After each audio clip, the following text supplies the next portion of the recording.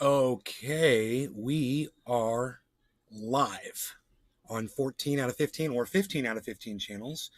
I'm not wearing a shirt today because it's warm and I don't want to start sweating. So, Colin Daisy. Doc, Good morning, Nay. why don't you come to my show anymore, buddy? I haven't seen you in forever. You used to come all the time. I never see you anymore. Southern Fisherman 840. Hey, Token Dave. Morning, broski. What's up, buddy? You too. I haven't seen either of you guys. You guys going out on some fishing excursion for like a month or two? Both of you? What the hell? Big MER. You get swallowed by a food truck? Sup, my friend. Tell me what's going on. I didn't even know you lost your job at the hotel. Somebody told me in the chat. He's like, he doesn't work there anymore. I'm like, what? You got to catch me up on your life, bro. I have no idea what's going on with you. I'm very upset about all this. I'm very upset. I'm sure you can tell. Jesse Raylia, what's up? Jesse. Big Merc, what's up? How's it going, everybody?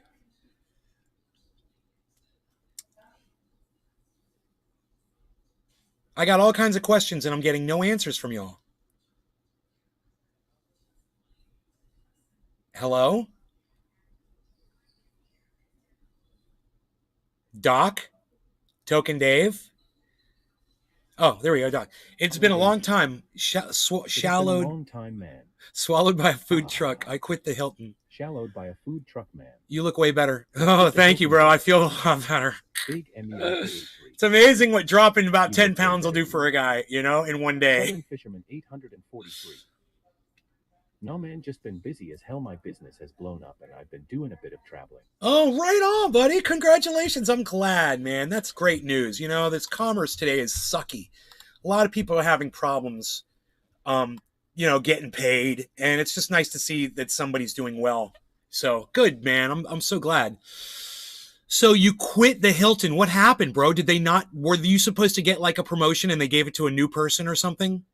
Like some new person came in and they made them manager of the kitchen instead of you? Tell me what's up. Why'd you leave the Hilton? I thought you were happy there. Tell me the story. Daisy. I wish I had more exciting news for you, brother. The food truck is so good. Really? That's good. What kind of food do you guys do on the food truck? Maybe we could have you guys come here to my neighborhood, dude, and do Food Truck Fridays, and I can go hang out with you up there. Wouldn't that be funny? You guys drive on over to freaking, would you drive that thing down I-4? I don't know how well it drives, man. Maybe it's not maybe it's a local thing, We got so much to cover, guys. We've got two huge stories that I want to get through. So let's get started with that immediately, okay? Colin Daisy. Yes. I'm feeling a lot better. They lied to me three times about my promotion. Ready to scream and yell. Oh, yeah, I know. Let's see here. Let's just go with YouTube.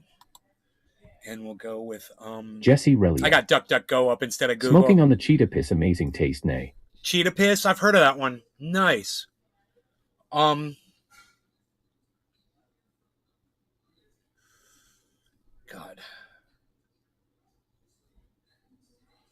Let me go to my history.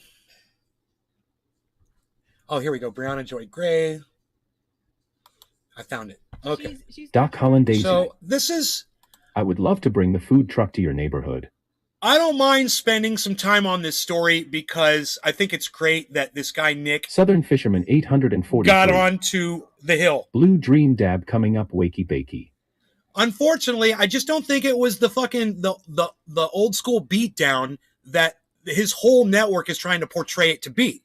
When you sit and you watch it and you listen to him speak and you listen to the other side speak and you take it point for point, you're like, it's not this big own, it's like, okay, you filibustered the guy for about, 2 minutes and you didn't let the guy talk. And then when he finally spoke, he made sense. What he said was true. And you're trying to say that's an own? It's, I hate these team sports. I fucking hate team sports. Yeah, and if somebody does a good job, you fucking give them the points. You say, you did this, you did that. But when they get stuff wrong, you take those points away and say, well, you kind of screwed up there and that didn't make any sense.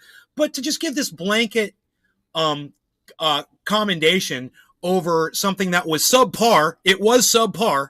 Hey, Nick, Put on some fucking nice clothes if you're going to go on a show like The Rising. Really, you look like a scumbag, bro. You looked like a scumbag. You know, just, I mean, for the moment, it's like if you're going to a funeral, you're going to a wedding, I'm sure you've got some nice clothes you could put on to be interviewed on the Hill. That takes away from your immediate presentation. People aren't going to take you seriously, man.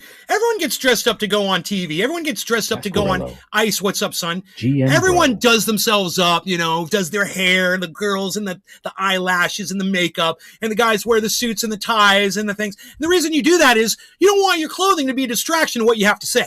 You just want to look good so people will listen to you. You don't want them to focus on the fact that you look like a scumbag, that you look like you just crawled out of bed. The part, man. So that was my first problem. And of course, Sabby didn't mention anything about that because, oh, you know, you got to play team sports. You know, on your team, you can't do the wrong thing or put someone on your team and say something bad about them because you're on a fucking team. So I'm not on anybody's fucking team. And hopefully that's why you come to this show. Because, you know, if you come here, I'm not going to pull my punches. I'm not going to sit here and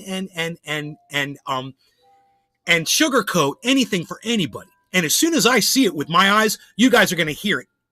All right? So let's get into this one, and we'll do a little smoky. I wouldn't mind smoking a little bit because Iceman's here. I like to smoke when Iceman's here. Let's just get started on this. My mouse is moving so slow. It's driving me crazy. So glad to be here, brother. Brian Munoz. Brian! Good morning, Nay. Hey, Brian. Sorry for the absence, been working my $1 off.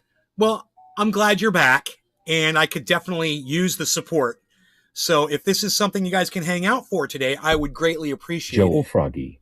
Hey, Joel. Hello, Nay. The people are, there's more and more people in the chat, and the numbers are going down. Okay, so they're lying. There's more than 6 people here, and that's bullshit. Okay, let me do this. Can I get more than 6 ones from a different person? Can I get a, oh, okay, now it says 8. Never mind. Okay, all right. All right, let's keep going. Anyway, this is Sabby Sabs. I'm a fan of hers, but, you know, she's going to get some things wrong, and I'm going to call her out on them. That's the title of this video. Is Sabby, you got it wrong. You can't start an argument based on non-facts. You can't win an argument with lies. Okay? And for some reason, Sabby just feels like it's necessary for her to blindly protect Nick without actually, you know, getting into the details of the mistakes, you know? If you have not seen this interview that Nick did on the Hill... This is all team player bullshit. Cheers, Nick. This is all team player bullshit, okay? I'm not even going to play the intro because all she does is stroke Nick and act like he's perfect and infallible and it was a total own. That's what she says. And it's not true. It's like she does all this building up about how great he was, what a great performance it was on the Hill Rising. Oh, and he just destroyed the whole internet with this, right? All right. Well, it was, like I say, it was a subpar performance. Let's go ahead and get into it. Yeah, let's get into it. Earlier this week, White House Press Secretary Karine Jean-Pierre blamed the current immigration crisis on a flow of migrants fleeing authoritarian regimes in Latin America, and chastised Florida Governor Ron DeSantis for exploiting, quote, victims of communism by flying them to Martha's Vineyard. Let's watch. Let's remember, these folks are fleeing communism. When you think about Venezuela, what's going on? Look. I just want to say this. I agree with Sabby on this point. You don't know why those people were leaving Cuba, and it may not have been the political system. Maybe they couldn't get water. Maybe they had some kind of an issue. Maybe they were homeless. Maybe they were being attacked. Maybe they, you know, there could have been all kinds of things, and it may not have had to do anything. It may not have had anything to do with the fact that it's a communist country, which it is a communist country. But I'm not saying they're fleeing communism. They were trying to go to America, which would have been a better way of life, is what they perceived. But I'm not saying they're fleeing communism because I didn't hear it from them personally. I didn't hear them say, hey, you know what? Our political structure in Cuba is the reason why the 50 of us came into your country, because we didn't like the political system. I didn't hear that at all. Hey, and you want to try to say that democracy, democratic system is the answer to that, and we'll fix that. Well, they make a really good point. Nick makes a good point later about, hey man, we've got Skid Rows all over this country. We do. Every state's got them. We've got homeless people everywhere. So, why, you know, and you want to say people don't want to flee that? They don't want to get out of their homelessness, out of living on Skid Row? Of course they do. They just don't have the wherewithal. They don't have the balls. They don't have the strength. They don't have the spine that those people from Venezuela had to just pick up and leave. Americans just aren't really good at that. They're not really nomadic, you know? But I digress. When you think about what's going on in Nicaragua, when you think about what's going on in Cuba, they are fleeing political persecution only to be used as a political pawn by the Florida government. Right. Now, I'm sorry, it was hard to hear what she was saying, but it's not really that important. Sabby's about to make the same point that I made. The way that we... I just have to jump in here. This comment that she made here about them fleeing communism. So, according to the definition of communism, there is actually no true communist country in the world. Okay, that's a lie, and that's not how you win an argument, Sabby. There are communist countries. There's 5 of them. And if you don't give credit to the existence of communism, then how can you debate how great communism is if it doesn't exist? Wow. Did I just blow all of your minds? So, look, we could move on and we could go into this. We could get into this, this debate. You know, it's not really a debate. It's just Nick stealing airtime from the other guy, not letting the other guy talk, as far as I'm concerned. But let me show you this little infographic. What's that? Hollandaise. A list of current communist countries in the world. You've got Cuba, you've got North Korea, you've got Vietnam, you've got China, and you've got Laos. So there's 5 communist countries that are alive. They're doing communism. And if you want to deny the existence of China, and you want to deny the existence of communism in China, maybe you should go live there for a year and just try it out, and then come back and report back to us and let us know how it was. Now, I'd love to get more into that with y'all, but I would need to see some response in the chat, and I got 0. So we're going to move on, okay? We're going to move on. All right, here, let's do this. We'll move on first with the bong rip. All right, and then we're going to talk about cannabis in Florida. I've got an article here. MERK83.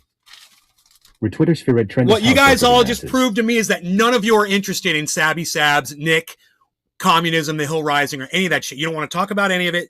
You didn't even say a word in the chat. So we're going to move on because I don't want to lose you guys because I'm talking about something that you're not interested in. And I could see you're not interested in hearing about Sabby Sabs. None of you said a word. So like I said, we're going to move on. And I think you'll be more interested to talk about cannabis in the state of Florida. After we smoke a little cannabis, what do you guys think? Yes? Yes? Thank you, Merck. Thank you for retweeting, man. I appreciate that. All right. Cheers, guys. MERK83. I was on Twitter. ROX1SMF. Let's hear about cannabis in Florida UH. Edwin Sparks. Yes. Edwin, hello. Doc Hollandaise. Cheers. Cheers, Doc. Imadatus. Cheers. I made this. Cheers. Hello, Rocks. Now I'm sweating. So that's why I'm not wearing a shirt, man. Still got a little bit of the sickness. I'm down with the sickness.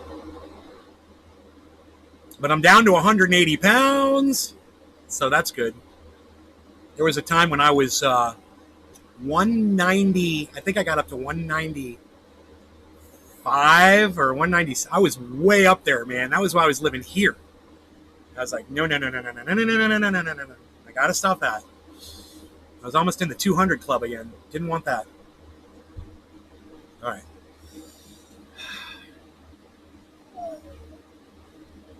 Hollandaise. You look fantastic, brother. Thanks, man. That's just from being sick. Drop some fat, you know. Okay, so I found this article very interesting, and I could see both sides of it because I don't pull punches and I don't play sport. I don't play team sports. I'm not on your fucking team. I'm on the team of truth. And if you're on team truth, then you're on my team. But otherwise, you're going to have a hard time getting along with me when you're playing on somebody's fucking team. I don't care if you're on team marijuana. Can you believe that shit? Ugh, so vulgar. It's the only thing that they will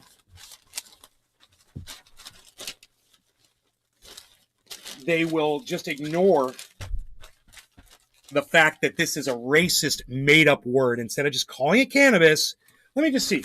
CANNABIS. It's one less letter. So you're going to save money by calling it cannabis, you fucking idiots. Call it cannabis, all right? Let me tell you. Marijuana is a fake, made-up, racist word. You know, it's like the N-word is for humans. Coming from California, the M-word is for totally plants. Fucked up medical cannabis program. You don't want to call someone that name. You don't want to call them that word, right? It's the M-word. You don't want to use that. Makes me sick. And you know what else makes me sick? John Morgan from Morgan, Calling, and Gilbert, or Morgan and Morgan and Morgan, or Morgan and Son, or Morgan and fucking whatever cunts they are now, who could keep up with their stupid business name. They've changed it so many fucking times. John Morgan, he's an asshole. He's an asshole. And he's also a fan of fucking Ron DeSantis. So this guy owns the largest law firm in the state of Florida, right? They've done over $1 billion worth of recoveries for people. They're always on TV talking about it. He's an asshole, and his son's an asshole too. His brother had some kind of a disease and used cannabis to make himself feel better. So John made it his life's work to try to get marijuana legalized in the state of Florida. And I contacted him years ago. And I said, John, I said, you should start calling it cannabis instead of marijuana, because marijuana is racist. It's got a bad rap already. Okay, it's racist. And people might know it, but there's something in the back of your brain that tells you it's wrong to use that term. And when people hear it, they hear a negative term. And if you use the word cannabis, it'll change the way people look at it, because they'll get the history of it, blah, blah, blah. He's like, no one knows what that word means. I'm going to keep calling it marijuana. He literally emailed me back and said, no one knows what that word means. No one even knows. I'm trying to get as many people on board as I can. He wrote like this whole little paragraph. So I choose to use the word marijuana. And I was like, okay, fine. Let's see how that works out for you. You know? And he still can't get it legalized in the state. In fact, they're trying to pass a bill now where you could get it with a doctor's recommendation, but of course everyone should have access to cannabis, and there should be no hoops to jump through, and you shouldn't have to pay the fucking state money so you could take medicine. Are you kidding me? I'm already heated up again. Give me a second. I'm literally just got sweat running down my...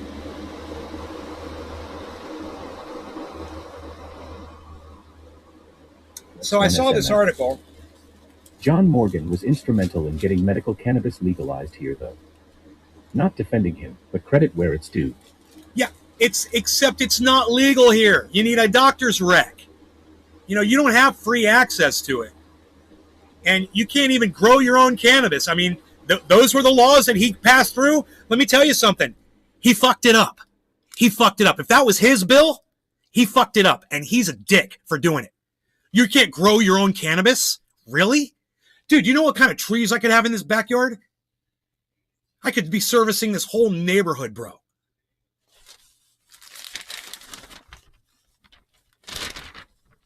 Fuck John Morgan. X1 SMF. They always fuck it up. They always fuck it up. Hey, man, I think that John fucked it up. After all, he's the douchebag that wants to keep calling it marijuana, even after I told him it was racist. Even after I told him it was a made-up fake word. You know? So he's an idiot. And I don't know if his brother's still alive.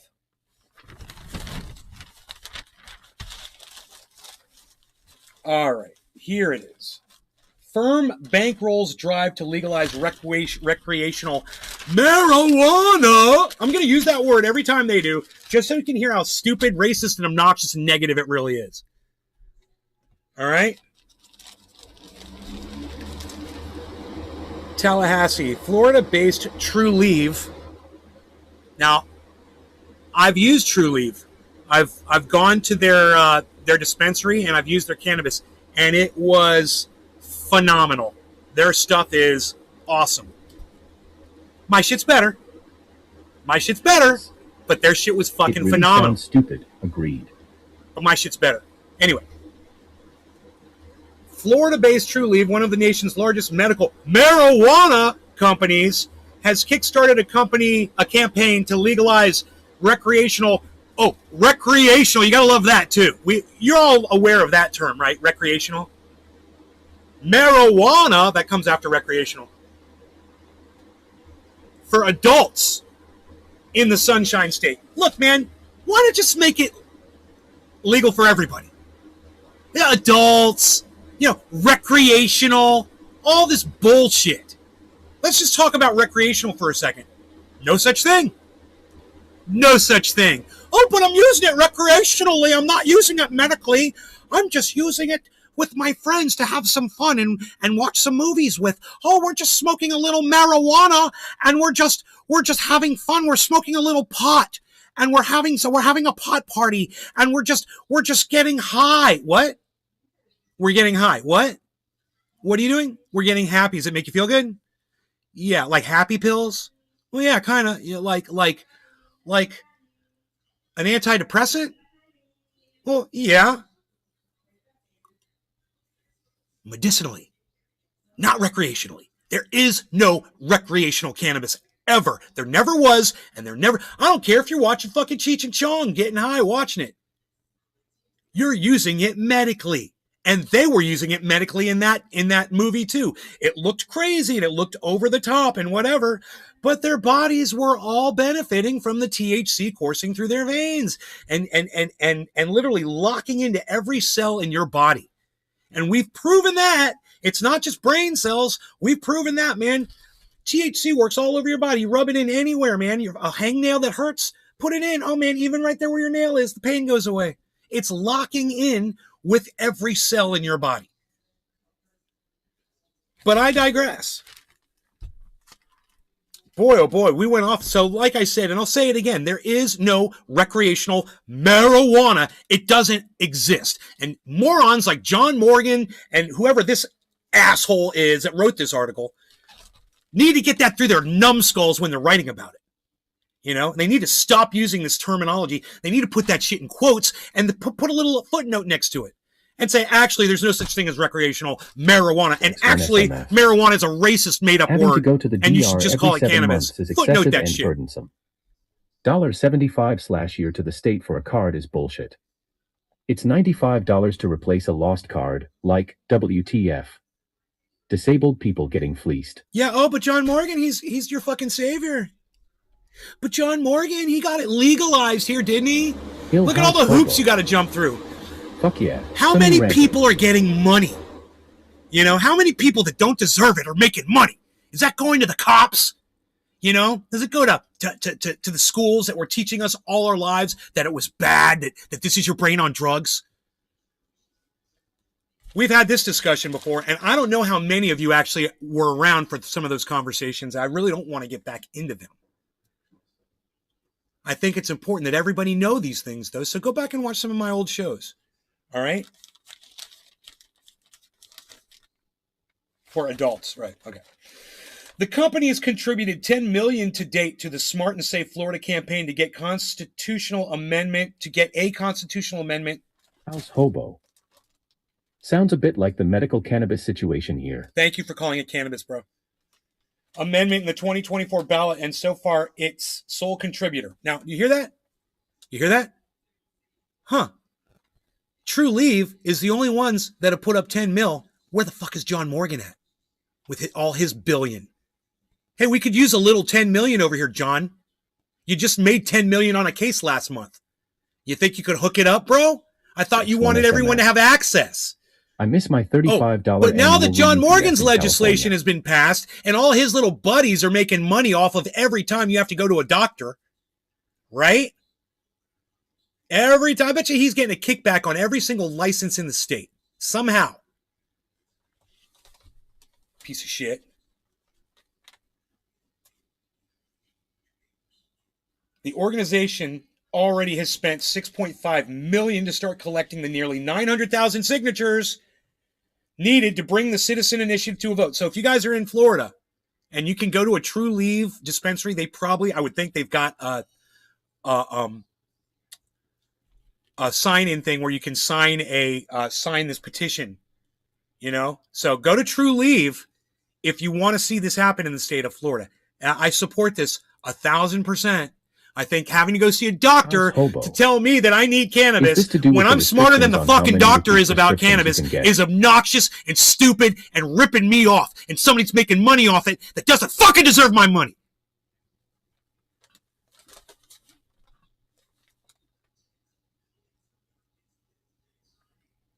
Is this to do with the restrictions on how many repeat prescriptions you can get? I don't know that law, Hill House. I don't know what you're talking about. I'm sorry. I missed my 35 annual re-ups in California. Rox, why should you pay any? You are so indoctrinated, Rox. I love you. Don't get me wrong. You are so indoctrinated to think that it's okay to pay money for something that should be free for you. Look at you. I miss paying $35 in annual re-ups. Rox, zero, okay? Zero. I swear something just went in my coffee. I saw something float down from my hand. Man, oh, it was a hair. I do not want to drink a hair. God damn it. I saw it. Rox, you're lucky. I got a hair in my coffee. Just chill for a second here. Where's my cell phone at? $35. That's okay to pay $35. Oh, there it is. Yes. Yeah. What the fuck was that? Dude, I saw that thing fly off my freaking hand. Some fuzz, man. It's like some fuzz. The good old flashlight on the cell phone trick. Psh, you gotta love that. You support me? Well, you're the one that turned me on to True Leave, bro. The first time I ever had True Leave was when you brought me over the member berry.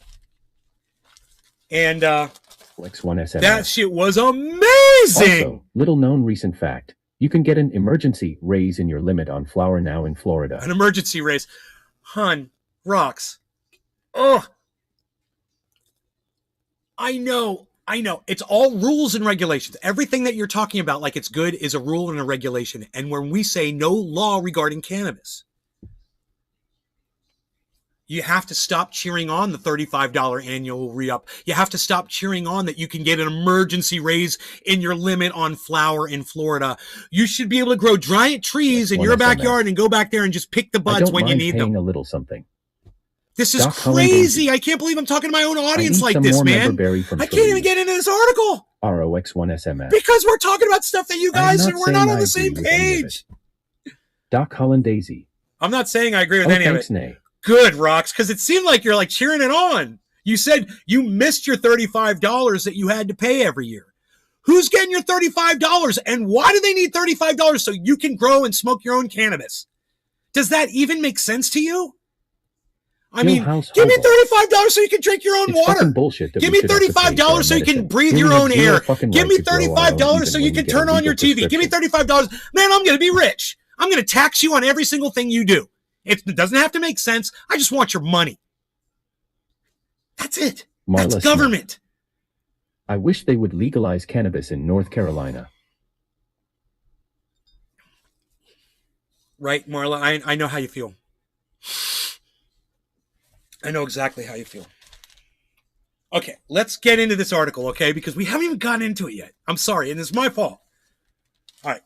The company has contributed $10 million to date. The Smart and Safe Florida campaign to get a constitutional amendment on the 2024 ballot, and so far is its sole contributor. The organization already has spent $6.5 million to start collecting the nearly 900,000 signatures needed to bring the citizen initiative to a vote. I'm assuming they're using that money for advertising, but I haven't seen any of it. Florida has 22 million residents and 130 million tourists a year, so it's a huge market opportunity. Motherfucker, dude. It's all about money, money, money, money, money, money, isn't it?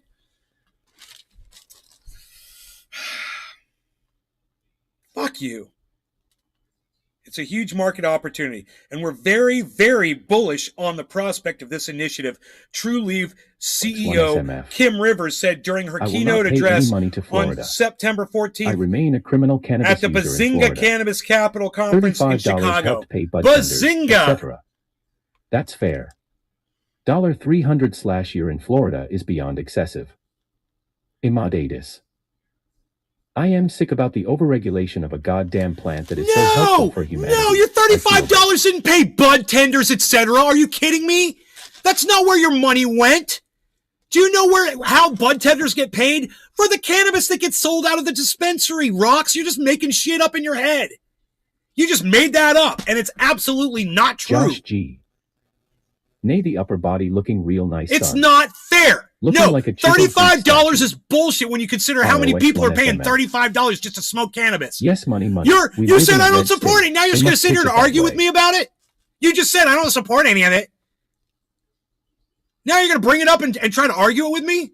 Come on, man. I'm trying to read this article, Rock, seriously. Can you drop that shit? I'm sick about the overregulation of a goddamn plant that's so helpful for humanity. I feel this. Thank you, I made this. Josh G. Nay, the upper body looking real nice on looking like a chiseled Greek statue. Psst. I just got to get rid of this now. These are just push-ups, man. Push-ups. That's it. Do your push-ups, guys. And I haven't done push-ups in 3 days because I've been sick. Okay. This freaking Kim Time Rivers. for a half-hour bong hit. Time for a half-hour bong hit. I'm yelling at Rock. She's got to do it. She's got to calm me down. We live in a red state. They must pitch it that way. I know. I get it, Rocks. I was just going to say, Kim Rivers has to say that it's a money-making opportunity, so all of the Ron DeSantises in the world will jump on board, True Leave has consistently supported initiatives House Hobo. to give Floridians I expanded have my access initial to safe consultation cannabis tomorrow. products. That's free, but the in-depth Said consultation after that is £199. Hold on 1 second. Then there's quarterly compulsory reviews at £99 each time. Legalize. That's before you've even got medicine. Josh G. Shoulders especially, man. I am feeling the jealousy and will be hitting the lead. ROX1SMF. Thanks, bro. Call me devil's advocate. Thanks, bro, Tato Chip. Call you devil's advocate? No, Rox, I'm trying to do something here, and you're literally just subverting my goddamn podcast. Seriously. Said spokesman Steve Vancore said, our goal has been since day one to provide high-quality, safe cannabis products. You see how the industry leaders refer to it? They call it cannabis. Isn't that nice? And this fits in squarely with that goal. Okay, True Leave was the first homegrown medical marijuana company to open a dispensary in Florida and now holds the lion's share of the state market at an estimated 50. It's funny. This moron that wrote this article, I should write a letter to the editor and say, it's kind of funny how the guy who wrote this article was literally interviewing people that are classy enough to call it cannabis for the very reason that the word marijuana is racist. While he insists in the titling and throughout the whole article to use racist terminology to refer to cannabis. Someone clip that for me so I can use it. Someone please clip that for me and tweet it at Truthier News. Please, what I just said. I would appreciate that if you guys would do that.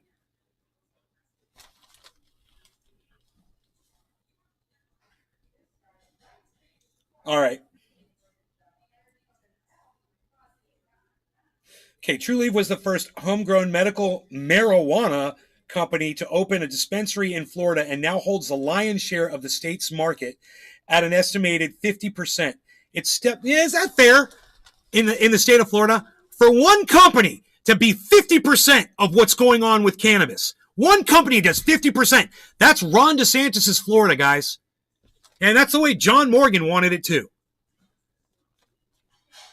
How much you want to bet that John Morgan is somehow affiliated or invested in True Leave? Maybe that's where the 10 million came from. I'm just gonna do a Google search really quick. I'm curious. I wonder if he's somehow affiliated with them.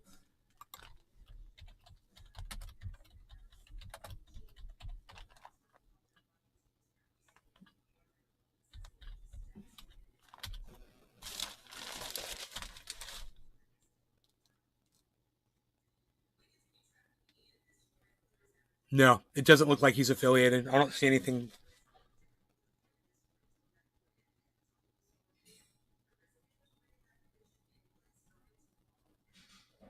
but it wouldn't surprise me if he supplied legal assistance to them at all. Because, you know, it's one big happy fucking business. One big mob family. Now, 50% of the industry in Florida is run by one company. And even though I love their product, fuck you, True Leave. Fuck you. You know, what about the mom and pops out there that can grow better than you? And I grow better cannabis than you.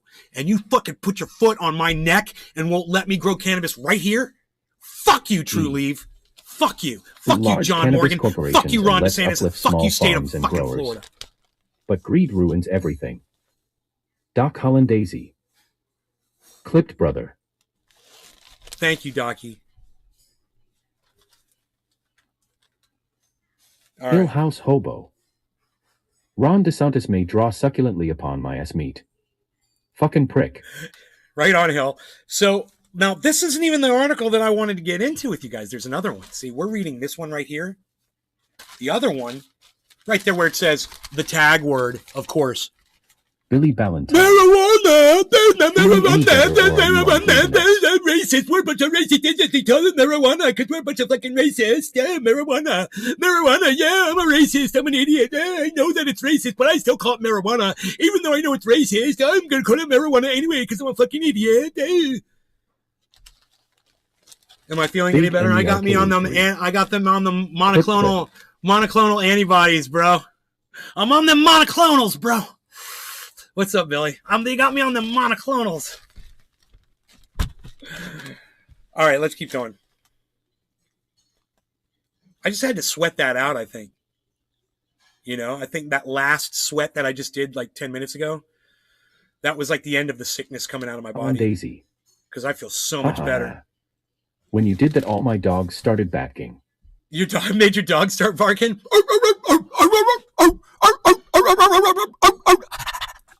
Are they barking now? Maybe I speak dog and didn't even know it. That's my new ringtone. Josh G.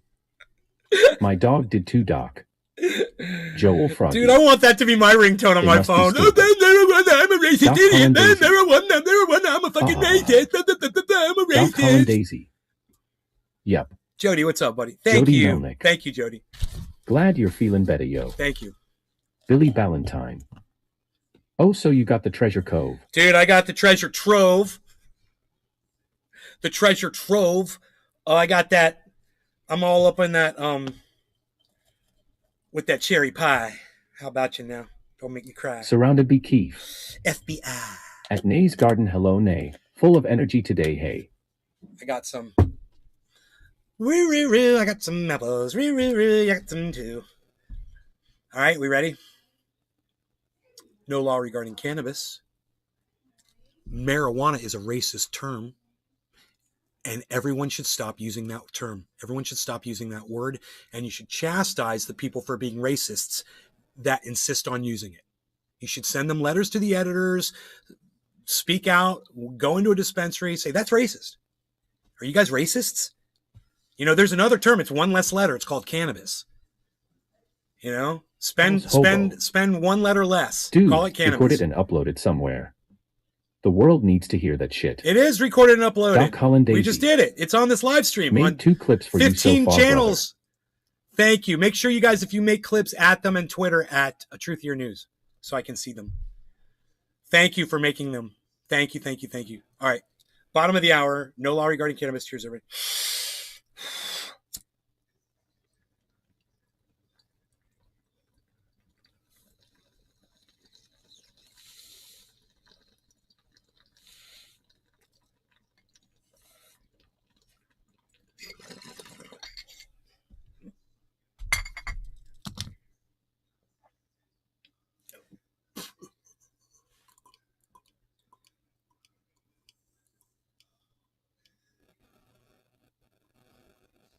Daisy. Cheers, Nay. It's actually a lot of fun making clips. Someone on Twitter said to me the other day, how do you do those smoke rings? I've tried my whole life. She's like, I did it accidentally once. I'm like, puff lighter. You're trying too hard. You're welcome. It's it. That is the key. That's the trick. Cheers. You're blowing too hard. And as soon as you let up on that and you do it as light as you can, boom, the smoke rings will just come right out. I need that air now. I'm sweating again. The cannabis is making me sweat, but it's good. It's good. That's a good thing.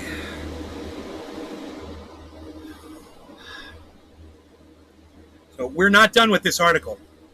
And if it gets interesting, we might go back into the Brianna Joy Gray Sabby Sabs thing. Last night I was looking for bear jokes and stumbled across a new movie being filmed about a 250-pound black bear that ate an entire duffel bag full of cocaine.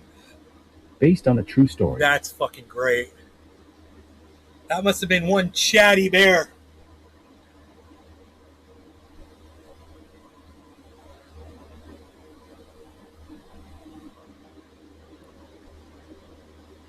Why does this do this? Fuckers.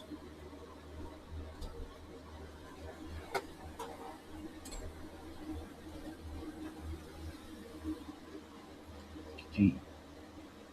Bro Billy, I heard about that shit. Called Cocaine Bear, I wanna watch it. Cocaine Bear? That's funny. Jody Melnick. My mom, Ratio Wiggins, is listening too. Billy Valentine. Should call it the Cartel Carnivore.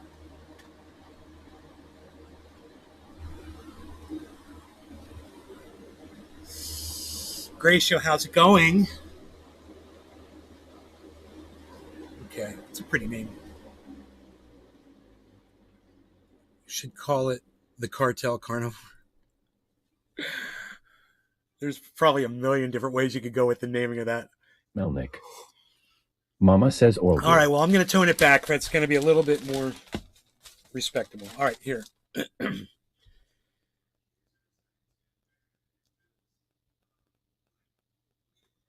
Froggy. If it... How old your dog? Josh G. Rogie saw. A holy fuck 4 Cartel years Carnivore is way better. They fucked up. ROX1SMF. I made my first clip. Woohoo. Oh, Rox, you made a clip. If it's... Thank you guys for making clips and putting them on Twitter. It really helps the show immensely. If you would consider doing that, oh man, it's a huge promotion for the show. If it sees its way to the ballot, I think it passes overwhelmingly, said Ben Pilara, a political consultant and medical marijuana activist who helped get constitutional amendment on the 2016 ballot that successfully legalized full potency marijuana for patients I hope I did it right. who met certain qualifications.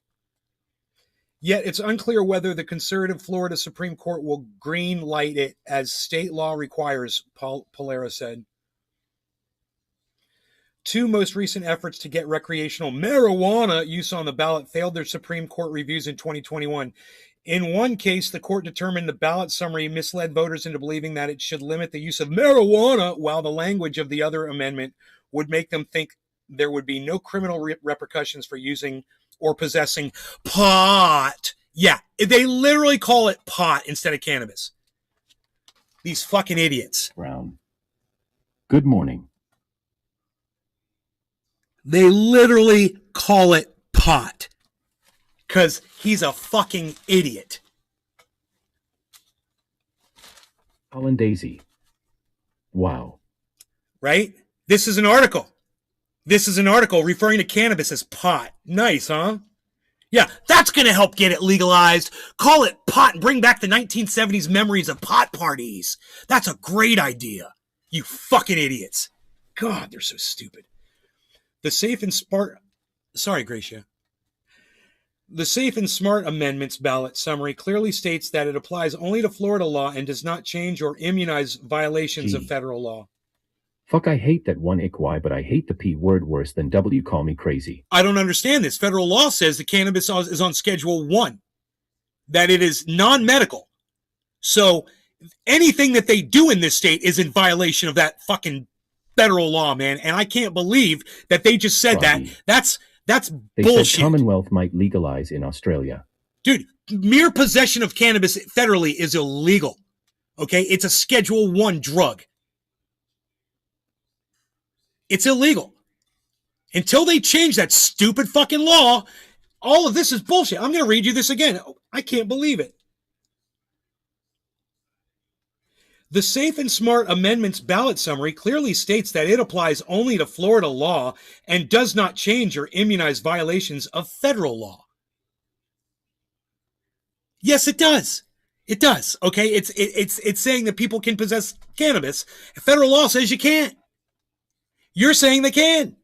Quit being a liar, man. Well, I don't understand the benefit of that statement. It's a misrepresentation of the facts. Fucking idiots, man. I get it. Oh, I just figured it out. Did you guys get it? Did you guys catch the weasel word? Oh. It states it. Oh, they say, well, I state I have an 18-inch penis. There you go. That's how that works. Rivers said the language of the Safe and Smart referendum has been thoroughly vetted and that she believes it will pass judicial review. We're certainly excited and optimistic and believe 2024 is the right time. Team Truth. Yeah, she believes 2024 is the right time, not 2023, not 2022, not right now. Oh, we believe 2024. That's the right time.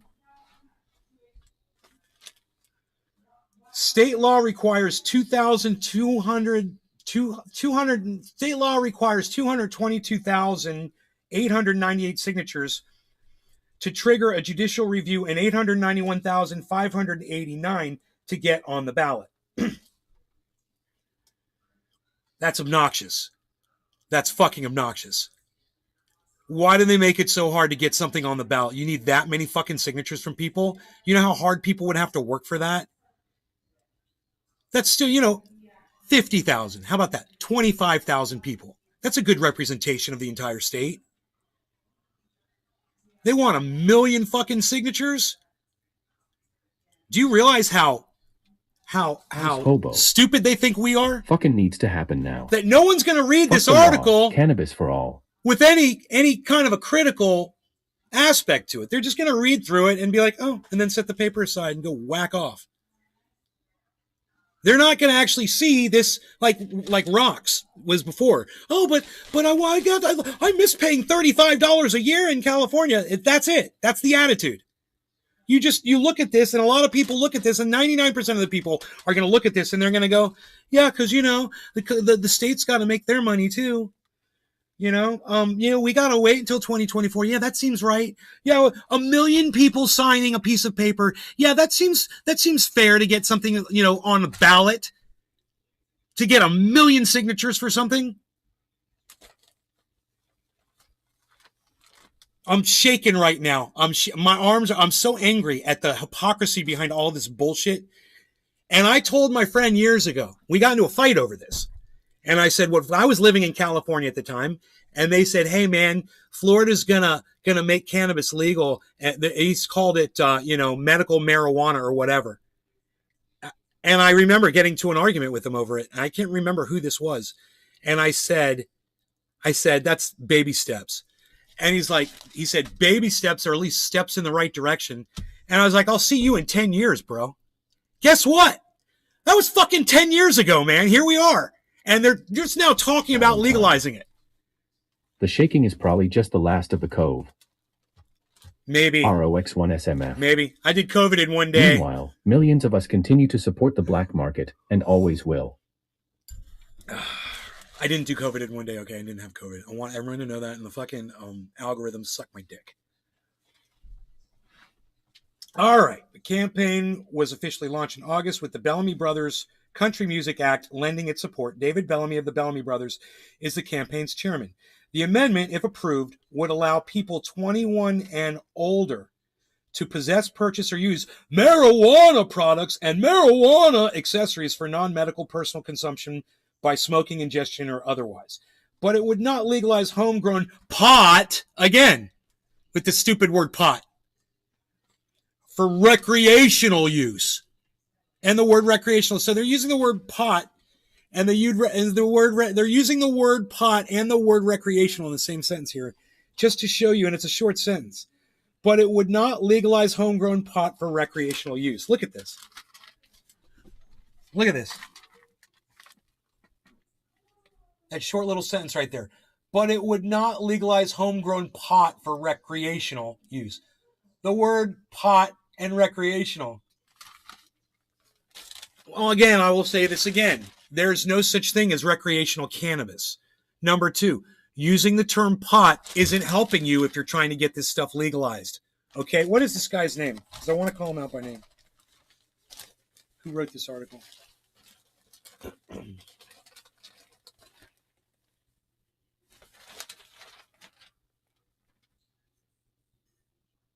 Jeffrey Schweers. Hey, Jeffrey. I could covet in one day. Sounds like you're talking about a hiking trail or Epcot Center. Jeffrey, it seems LOL. to me that you're anti-cannabis. I'm just saying. And if you were for it, you would only refer to it as cannabis in this article, like a professional would. It's like Nick showing up to the hill with a frickin' whatever shirt he had on. I couldn't even tell what it was.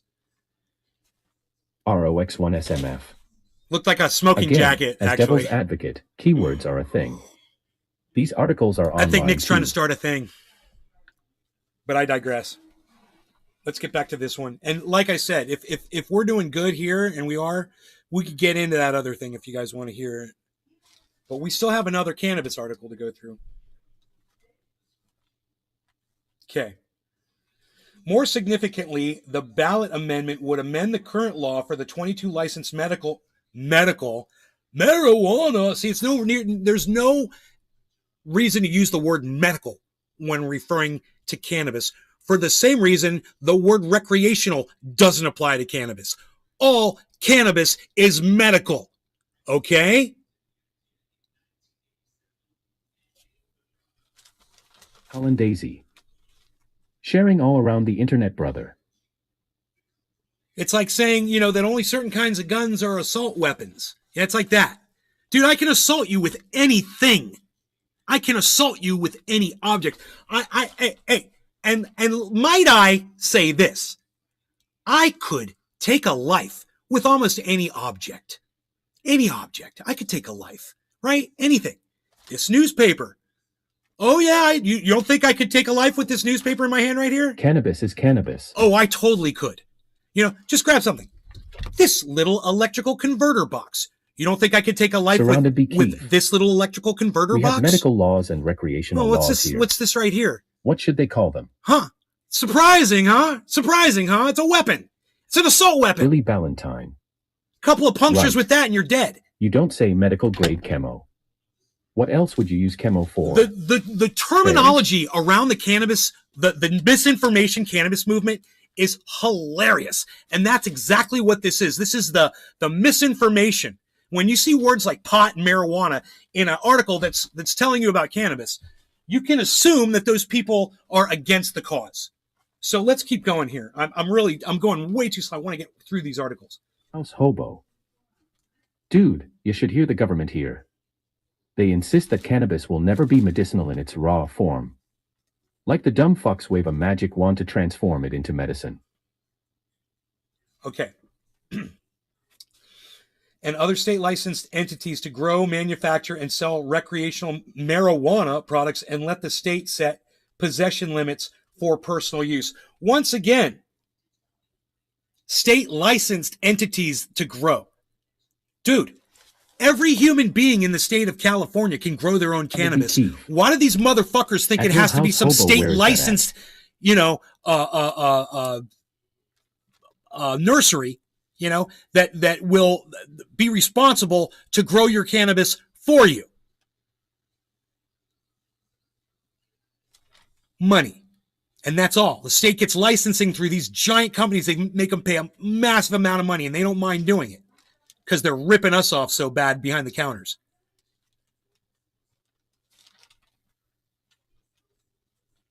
People are like, well, the dispensaries have brought the prices down of cannabis. It used to be more expensive when you got it on the street. Dude, what's going on is they have streamlined the business. Of course the prices are going to drop. That's what they can do. That's what industry does.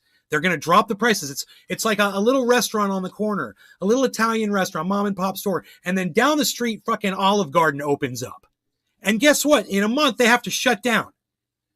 It's not that the food at Olive Garden is better. It's just that it's a little cheaper, you know, and people, you know, they get served more efficiently and they get more of a smile, you know, or whatever the fuck, you know, whatever they think the benefits are to something like that. This is exactly what industry does. It bastardizes cannabis for the whole state. And they've ruined it. You know, they've shat all over it, and because of these baby step motherfuckers that think that's okay, this is what you have to wait for. Because of dumbasses like Morgan that write stupid legislation that says, you know, just one company is going to hold 50% of all the cannabis industry in the state of Florida. That seems fair. That seems right. What? Dude, let me tell you something. There is nothing that makes your cannabis better than competition. And it's the kind of competition that your neighbor has when you go over to your neighbor's house and you see what they're growing. And you're like, oh my God, well, how are you doing that? Can I get a clone? Roach. And then you get better strains and you get the best of the best. 3/8 cost $140. And it's grown so good from so many different sources and so many different people. You want a McDonald's for your freaking cannabis? This is all this is, man. It's fucking McDonald's for your freaking cannabis. You're taking away our fucking history, man. They're taking away our past, what was beautiful and perfect, man. When I was growing up, it was illegal, but you know what? You get caught every once in a while, you go to jail or whatever, and you get the fuck out and you buy a bag of cannabis from your favorite fucking dude and go smoke some killer shit. You know, and that's the way it always was. You could get the best shit. And once I moved to California, I was like, I go to somebody's house, and they're like, oh, bro, here, take an ounce. What? Have an ounce of this, dude. I just harvested last month, bro. Here, take this shit. It's all cured and ready to go. How much, bro? Dude, no, it's a gift, man. It's what we do out here in California. You'll see. And I was like, damn, you just give cannabis to people, bro. You grow so much, you just give it out to people. You just give it away. Isn't that the way you want it? You go do something nice for one of your neighbors and they throw you a bag of cannabis, of good cannabis that they grew.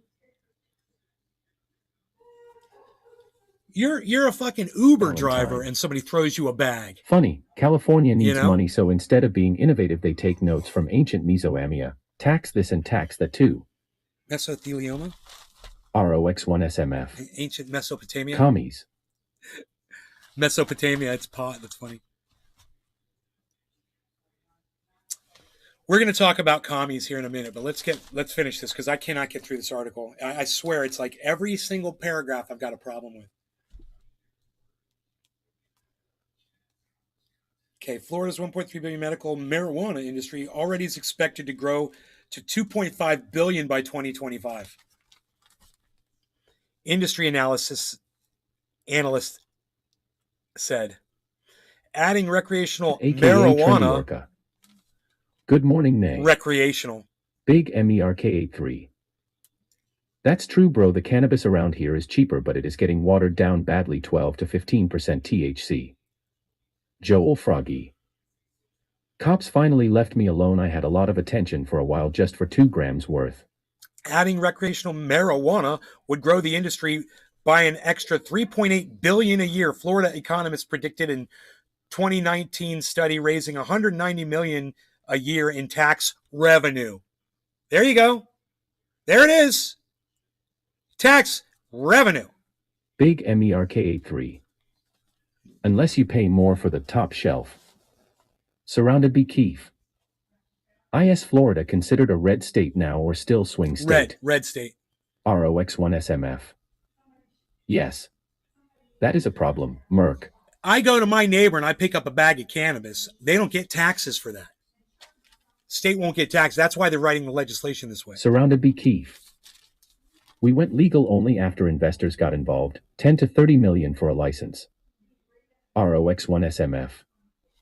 Still red, damn it. Nationally, recreational marijuana is a 32 billion industry that has brought in close to 4 billion in tax revenue for the 19 states that have legalized it. 4 state legislators passed adult use laws in 2021, and Rhode Island joined the club this year. At least 2 states have recreational marijuana on their ballots this year. Florida first legalized the use of medical marijuana in 2014 with passage of the Compassionate Use Act, but it only permitted the low-dose strain known as Charlotte's Web. 2 years later, voters overwhelmingly passed the constitutional amendment backed mostly by Orlando attorney John Morgan that allowed people to buy medical marijuana with THC.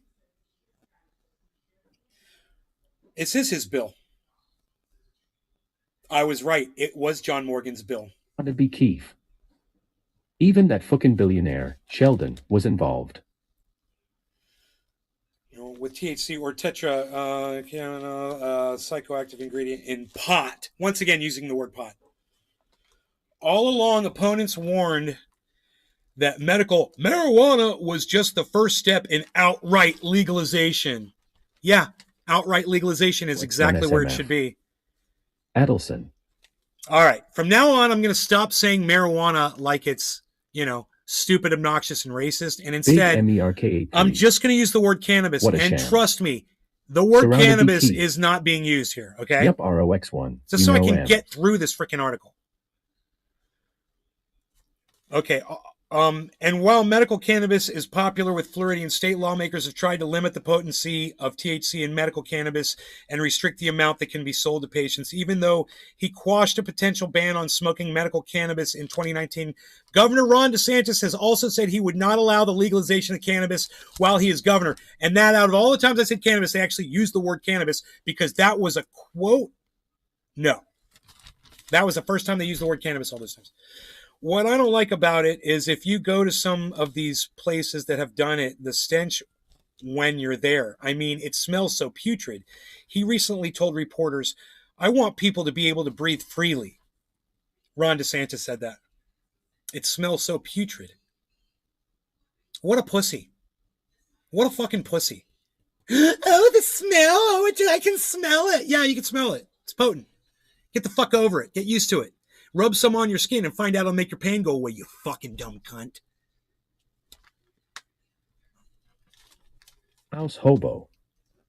What percentage THC are they wanting to cap it at? Nick Brown. Cigarettes don't stink to him. Nick Brown. Ron DeSantis. Hi, Nick. The reluctance of lawmakers and the governor, if he wins re-election, could mean trouble for the amendment, Polaris said. No question the public opinion on cannabis is strong, Polaris said, but the political headwinds in Florida are not great. A recent Department of Health rule recently came out placing such a limit on how much medical cannabis users can buy, and it has delayed granting... Hey, Nick. Big MERK83. I love the pungent aromatherapy it provides. And it has delayed granting the additional 22 additional licenses that they are required to grant under the state law based on the number of users in the patient registry. As of this week, that number reached over 751,000. A lot has changed since the medical initiative was first proposed. X1SMF. And that's why I buy from mom and pop home businesses that get CA product.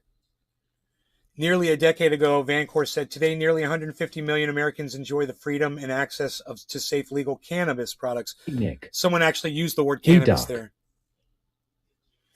A University of North Florida poll in February showed 76% of Florida voters either strongly or somewhat favor legalization. Recent legislation restricted the ability to raise money and pay petition gatherers will have an impact. What? Wait, let me read that again. Recent legislation restricting the ability to raise money and pay petition gatherers will have an impact, Vancore said. One law prohibits petition gatherers from being paid by the signature, and the other puts a $3,000 cap on individual contributions to citizen initiative. So they make you sign 1 million people, and then they tell you the people that you're going to have walking around for you collecting signatures, you're not allowed to pay them. Fuck this state. Fuck Ron DeSantis. Oh my God. They talk about silencing your voices. This should piss you the fuck off. I mean, all this cannabis shit, yeah, whatever. We just got to this part at the very end of the article where it says, hey man, we're silencing the way you can make legislation. We're throttling the way you make legislation. We don't want to hear from the people anymore. We're already requiring 1 million signatures. And now on top of that, you can't pay people for collecting them? How do you guys feel about that? That should really piss you off.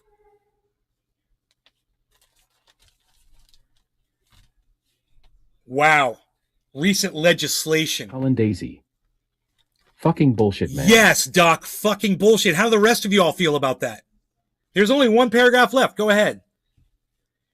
The array of laws impacting signature gathering has had two effects. The first is to raise the cost, and the second is to slow down the process, Vancourt said. Yeah. Do you hear that? They want to slow down the process.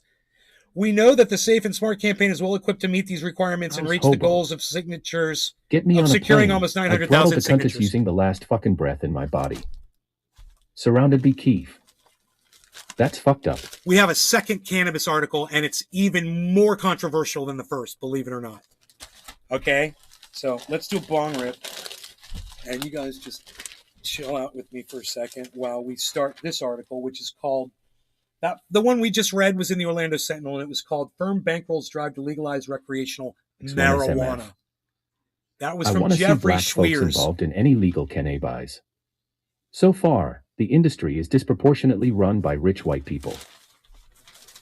Now, the next article we're reading is right underneath that, and it's from an author named Trevor Frazier. Both of these are Orlando Sentinel reporters. And this one, again, with the word marijuana in both of them.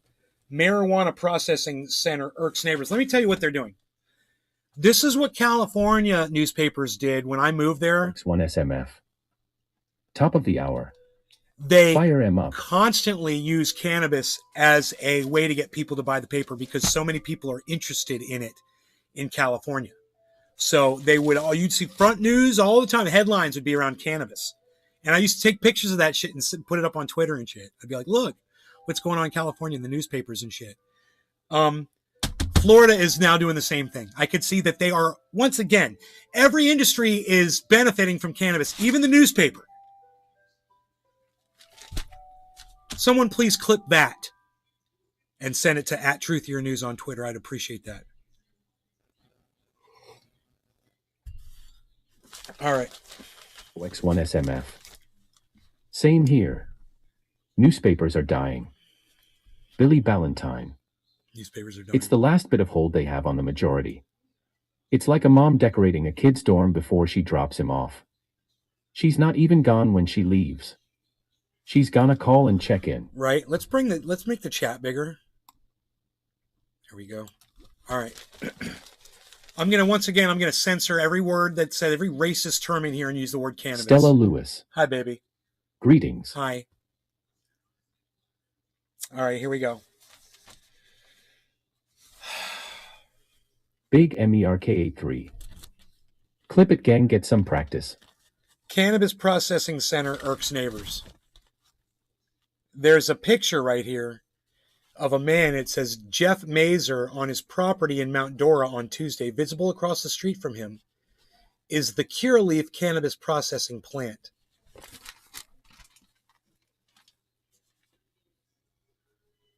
So he is right next door.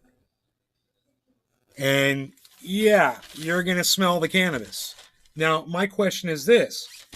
When you're enclosed in a greenhouse situation like that, why aren't you using the same technology that we use in a small-time grow to effectively end the smell that goes outside? We have filters, air filters. Yeah, filters.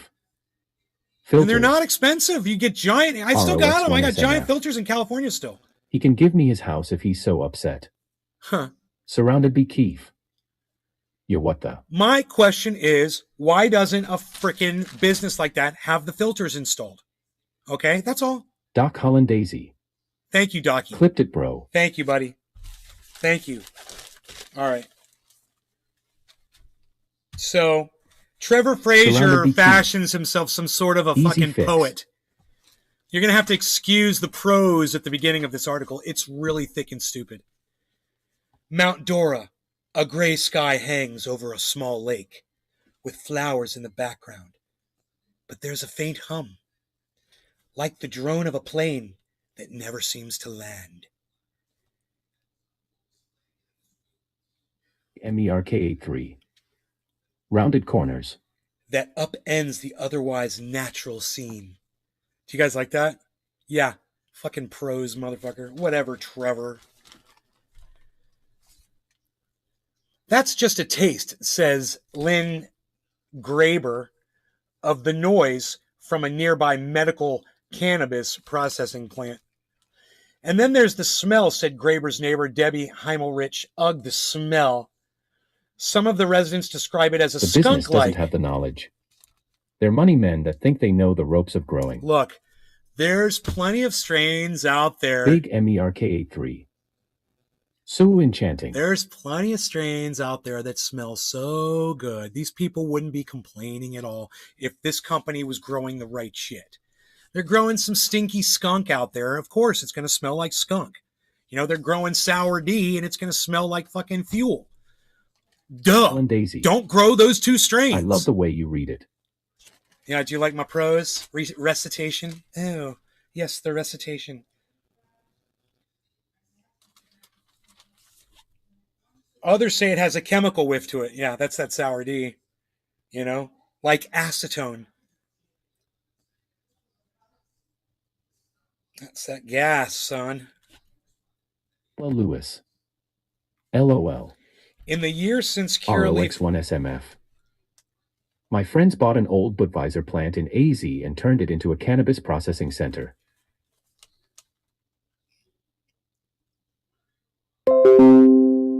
In the years since Curaleaf opened its cannabis processing center, neighbors have...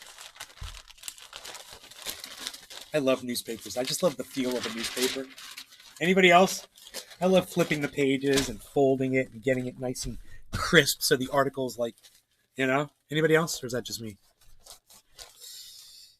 Complained that the noise, odors, and all-night lighting have disrupted their peaceful lakes of Mount Dora neighborhood. Yeah, they're growing that shit 24/7, baby. X1SMF. Black that shit out. Steel AAAA. Dude, they could install Big a couple MERK83. things. I'll trade beer factories away all day. Dude, No you loss. could work with these residents. Phil. You could fix all of these Curaleaf problems. is garbage.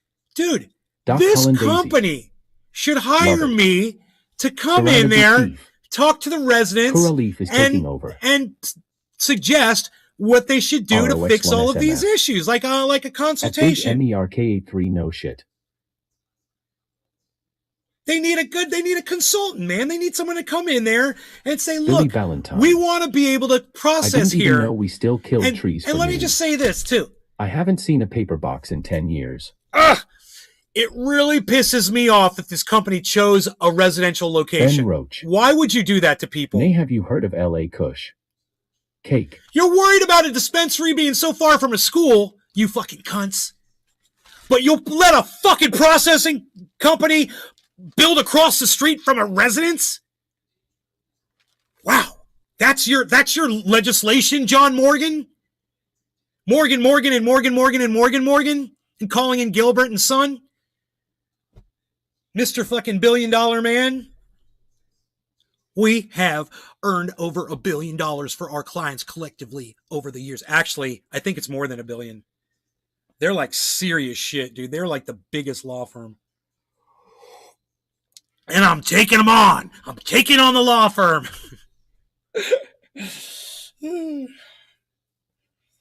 He's actually a business partner of mine. He owns some of my warehousing. Yeah, he's part owner. Full disclosure. But I'm way more of an owner than he is. I got way more in it than he does. Isn't that funny? Savvy.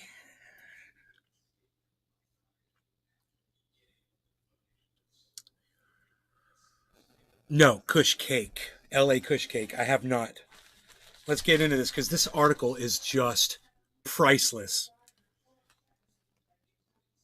Okay, but reaching out for help has led to buck passing from the city to county to state and back again with no definitive word on what can be done. You legislate, man. If they're not going to do it, which these assholes are doing it to themselves. You know, if they're just going to think this is the Wild West of growing cannabis and just do that kind of shit to people, they're going to find out real quick, man. I mean, this is how you get around to it.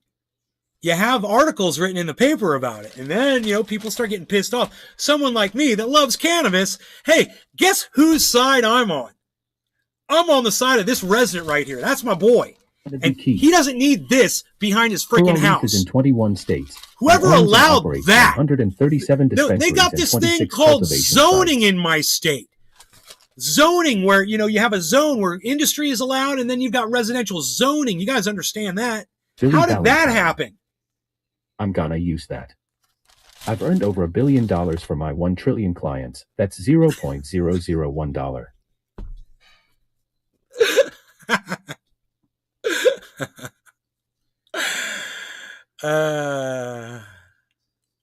Curaleaf is in 21 states and owns and operates 137 dispensaries and 26 cultivation sites, which is fine. Yeah, I'm all for industry to jump in, but what they did was they kicked us out when they jumped in.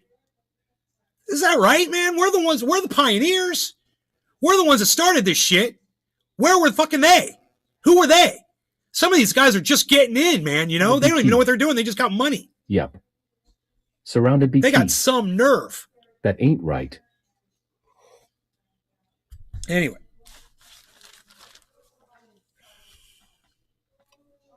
Oh, this part is great.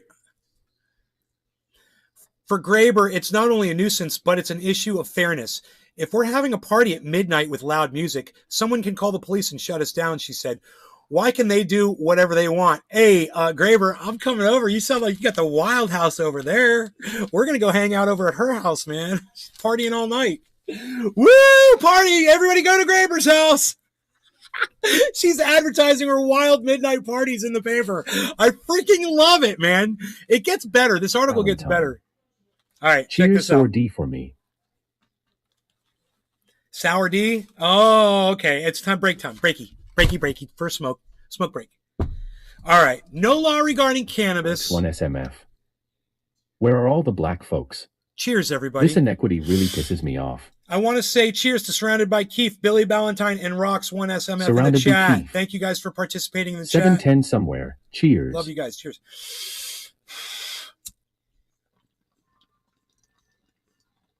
Big MERK83. Cheers.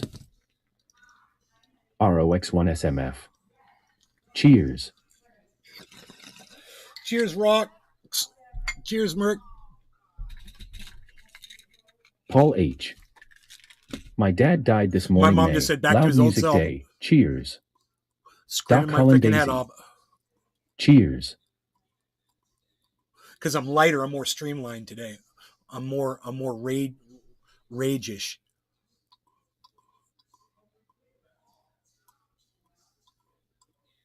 More streamlined for rage.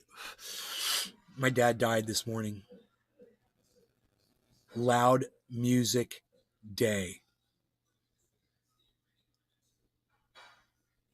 I'm sorry, Paul. I'm sorry. How old was your dad? MERK83. Oh, Paul, dude that blows. Condolences. Or is this ROX1SMF. Is this like an anniversary of his death, bro? Your dad would have to be Paul, like... I'm so sorry to hear that. I'm assuming Surrounded your dad... Keith. At Paul H, sorry for your loss, man. What was your dad, like 20 Doc Holland Daisy. when he had you? How old was your father Paul. when you were born? Billy Ballantyne. I'm sorry about your dad, Paul. Billy. Mine's been gone a few months now. He was a real asshole. My father and I didn't get along so great, that's for sure. Well, we do now. We get along great now.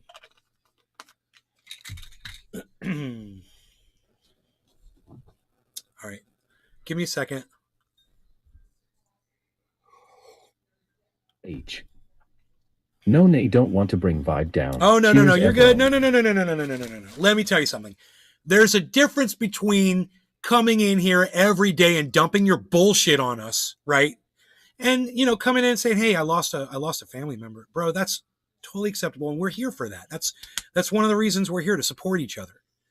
We did have somebody that used to do that, and he's no longer comes to the show. He used to come in here and he would just dump his bullshit. every fucking time. And I finally said something to him. I'm like, bro, we want to help and shit by being supportive, but this has gotten to the point where you really do bring the goddamn chat down every time you come in, and I'm sick of it. Happened few This hours shit's gonna ago. stop. And Enjoying he said a he wouldn't do smoke. it anymore, and he Cheers. did stop doing it. He lasted for a while after that. Anyway, let's get into this article, because like I said, it's a fantastic article. And it's mainly because I'm siding with the side of the residents, Okay, so on the east side of the plant, retired painting business owner Jeff Mazer has lived in his custom-built home for more than 20 years. Back when the property across the street was 4055 My dad has turned into an angry old narcissistic fuck. He is dead to M2. Dude, we are totally... Unless he mans up and apologizes to me. We are totally going to Graber's house to party, bro. We know the address and everything. 4055 Britt Road was DeLeon's bromeliads and orchids, a family-owned nursery. The DeLeons received a license from the state in 2019 to grow and cultivate medical cannabis. In 2020, the property, along with the license, was purchased for $14 million by Green Acreage Real Estate Corporation. And of course, that their city, their company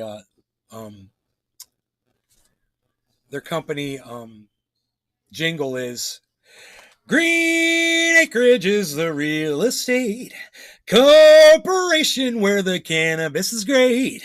Highest living, it's the place for me. Give me some cannabis, put it in my bong right now. That makes me want to smoke. That song made me want to smoke some cannabis. Paul H. No law regarding cannabis. Everyone. It's quarter of Back the hour. Show. Cheers. Smoke. Cheers. Let's smoke. Memorial bong rip for your father. Paul. I remember. Did you tell us how old your father was, my Paul? My leg exploded pus on a crowd of children, then my heart fell out of my ass and it killed a rare whooping crane. Nick Brown. Cheers.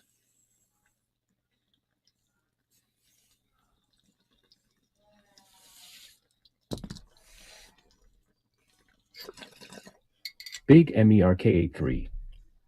Hell yeah, cheers. Paul H. 80 nay cheers.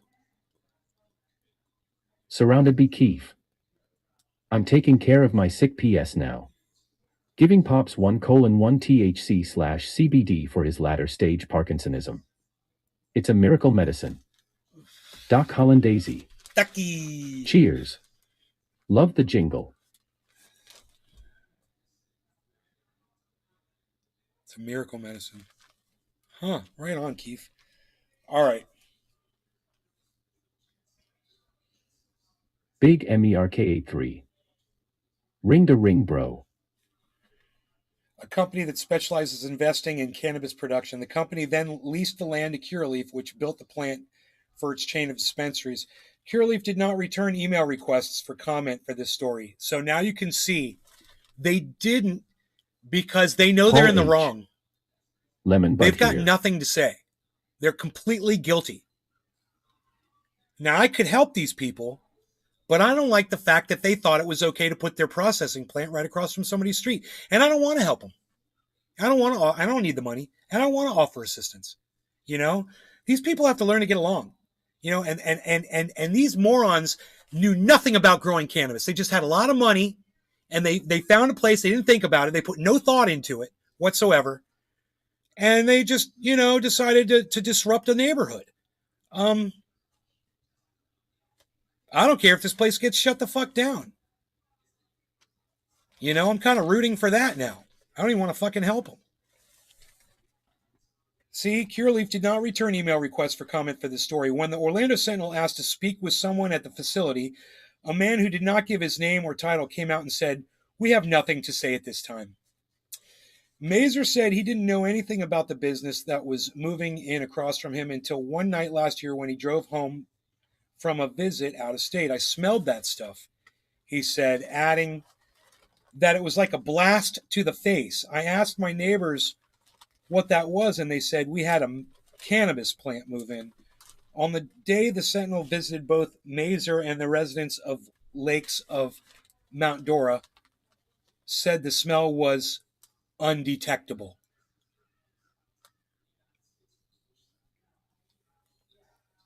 right? So, well, you can't smell it right now. I understand this. This is how the wind works. And it depends on where you are. It depends on what they're doing over there. And it depends on, what stage those plants are in, because sometimes they release a lot of odor and then that goes away sometimes. Today's not that bad, Mazer said. When the wind is blowing toward the east, it's just miserable. You don't even want to be outside. Is night-infested jank. Surrounded by Keef. Maybe they fixed the prob. Mazer said the sound is worse at night and in the early morning, a sentiment shared by the neighbors on the opposite side of the plant. Graber said nights were totally still before Curaleaf moved in. You could hear a pin drop, she said. At Lakes of Mount Dora, residents say the facility's lights also cut into the night, washing out the dark sky that was one of the attractions for moving there. Steven Schweizer showed pictures on his phone of a bright glow from the factory that looks like stadium lighting. Yeah, it's called grow lights, man. They got them running at night. All they have to do is put dark, is just put something dark over the roof. Black it out. It's not rocket science. They can have a shield that goes over and like a garage Sounds door. like my neighbor's LAOS. Cover it, uncovers it when you want to use the sun. It's so stupid. Especially when you're dealing with this kind of money. These guys have this kind of money that they're putting in and they don't think to cover the roof. The residents say their homeowners association doesn't allow them to have bright lighting and that there are a few street lights with the intention of keeping the starlight bright. Chrissy Stile, mayor of Mount Dora, said she first started receiving complaints a year ago, coming mostly from Lakes of Mount Dora and two other nearby divisions, Country Club in Mount Dora and Loch Leven. She says after a few calls, emails, and texts, she agreed to visit one of the Curaleaf's neighbors at 9:30 p.m. on a Sunday. When we first walked out onto his porch, I was thinking, this is what this guy's complaining about? Still, Stile said, after a few minutes, however, she said the noise became unbearable. They have the money but zero common sense. This is no way to sit out here and try to have a conversation. Over time, it's very, very bothersome. Stiles said she sympathized with the residents, but the facility was outside her jurisdiction. So she reached out to Commissioner Leslie Campione, who represents Lake County's District 4, where the facility resides. Several residents said they have sent emails or made calls to the county, but no one has ever talked to them about the issue. The county is unresponsive, John Himmelrich said, completely unresponsive.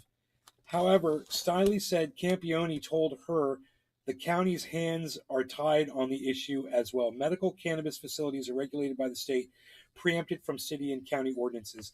Campione was unavailable for comment, according to county spokeswoman Sarah Lux, who added that the county had only received one emailed complaint. They've only received one email complaint. Okay. In July, Campione sent a letter to Secretary of Agriculture Nikki Fried's office seeking her assistance in identifying appropriate state regulations to help mitigate the impact of medical cannabis facilities on residents and communities across the state.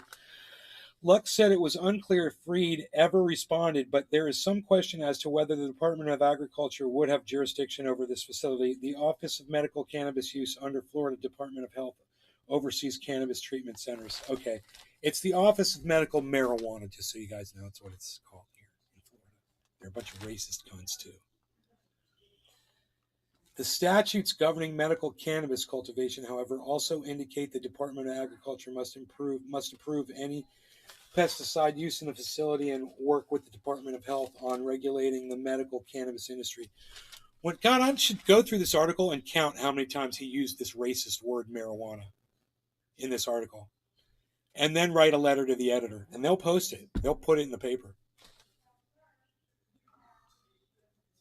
When the Sentinel contacted Fried's office about the matter, spokeswoman Erin Moffitt asked by emails if this was regarding a treatment center. When told it was a processing plant issue, Moffitt did not respond. They're all in cahoots. Fried, Miss wants to legalize cannabis, running for governor of Florida. This dumb bitch won't respond. to calls to her office because she's tied in with these fucking, with the industry, with the processing industry. Her husband's in that industry. What a fucking joke.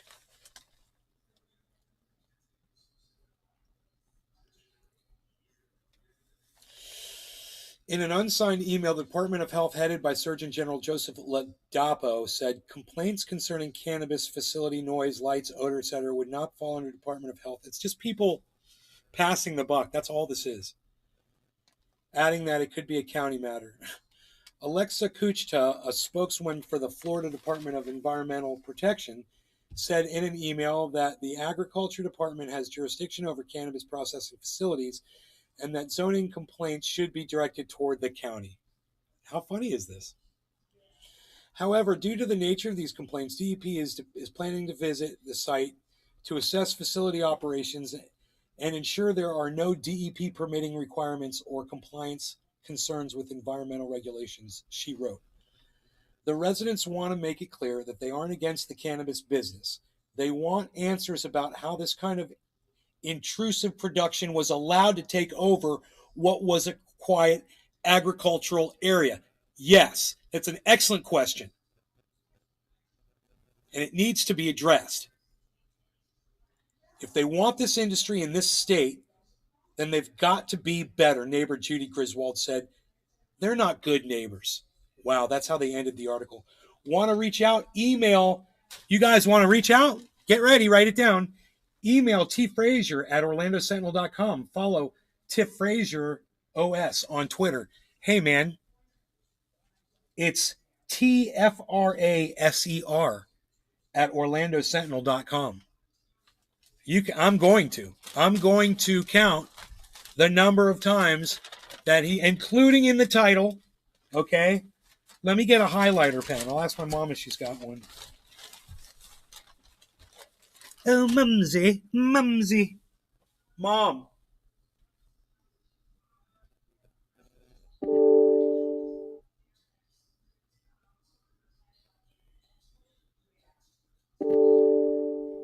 You have a highlighter pen?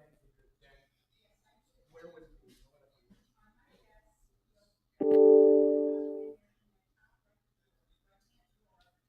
Thanks. _YT. I felt gay.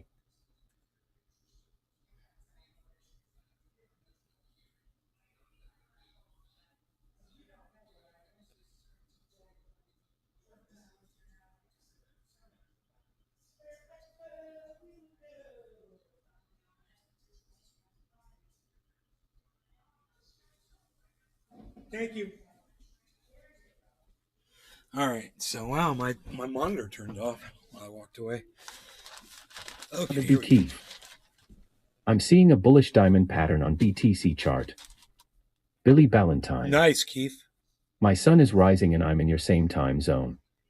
It's dark till 9 because of this cunt mountain and its obnoxious cock-sucking trees. Surrounded by Keith.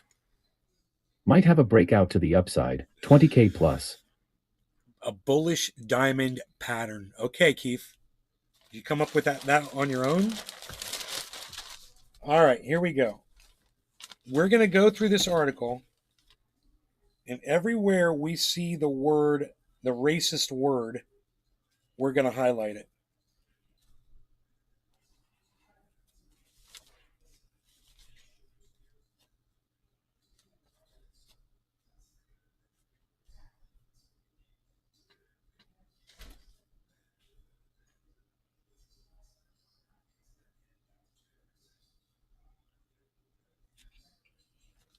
Turn to, and then they use that as the turn to word as well.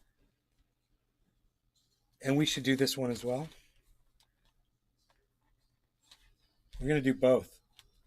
And we'll address both authors simultaneously. We'll at both of them.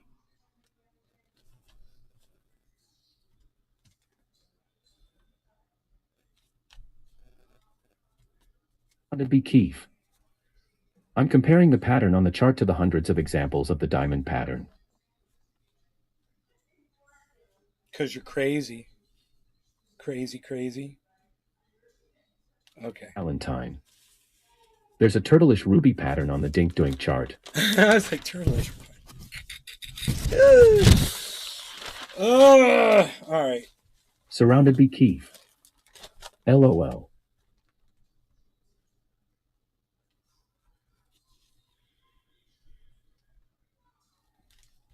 I'm going to use my glasses. We able to do this a lot faster. Oh, hello everyone. Sophisticated Nay reporting in. What am I doing? I'm looking for evil racist words. Yes, I can do that for you. I shall find them all. I'm a pit bull. I'm a pit bull, I say, when it comes to finding words. I'm a word wizard. I'm a wizard of words. Oh, I found one. He's going to be so pleased. Let's see what else we've got here. Oh, here's another. Oh, oh dear, oh dear.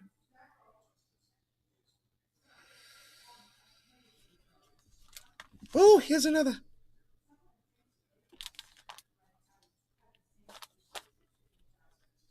So nasty, these little racist terms they use.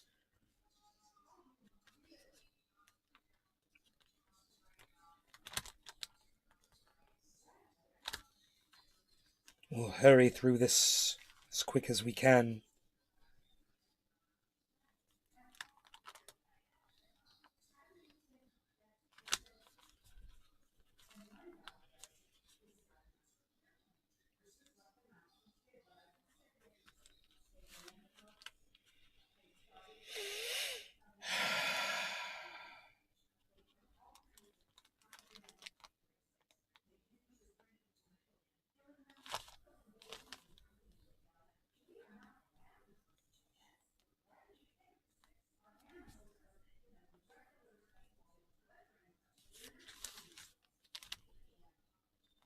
Oh, I hope I'm getting paid for every single one of these.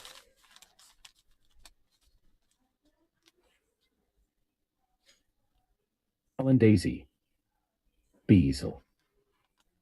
Oh yes, the beazle. Some sort of creature, the beazle.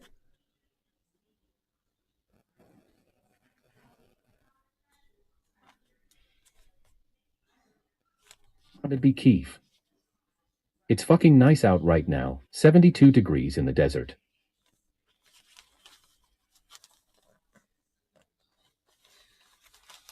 Okay, this will be T. Fraser, Tfraser, at orlandosentinel.com. That is who we shall email. You could email him too.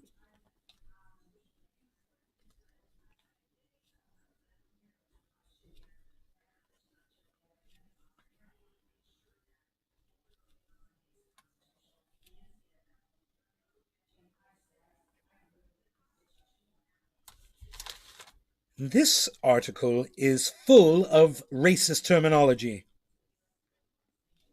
This is shameful. This is shameful.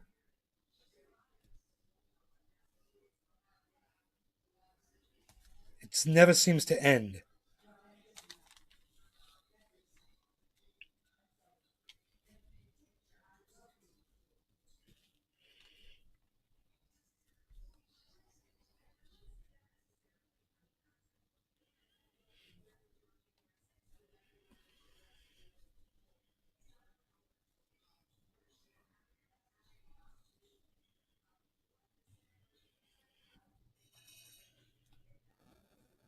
Sickening. The racism in this article. Sickening. What's the word with Ian? Are you anywhere near the path? Yes, could definitely come to Orlando. Not a good thing. Not a good thing. I have banana trees I just planted. They'll be gone. They haven't set their roots yet. I'll have to stake them really well.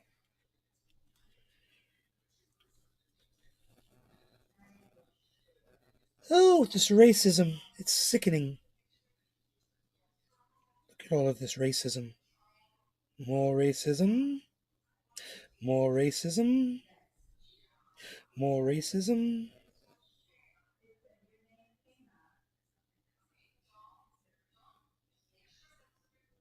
The racist word just kind of jumps out at you. It just jumps out off the page at you.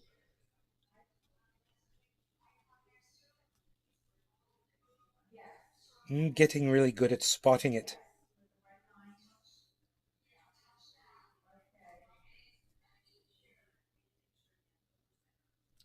Okay, that's it.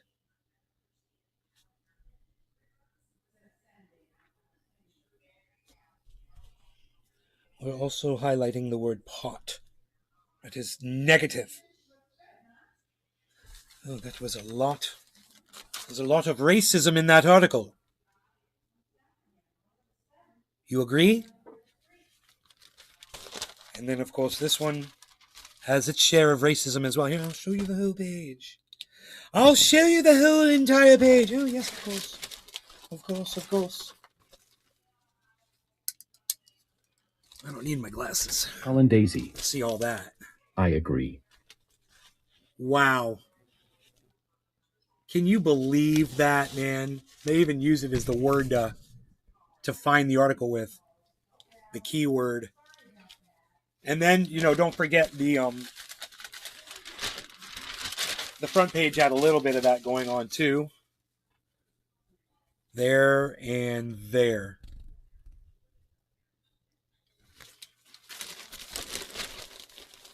So, I'll address both authors because they both work for the Orlando Sentinel, and I'll add up all of the words from both articles together, and we'll just use that one figure.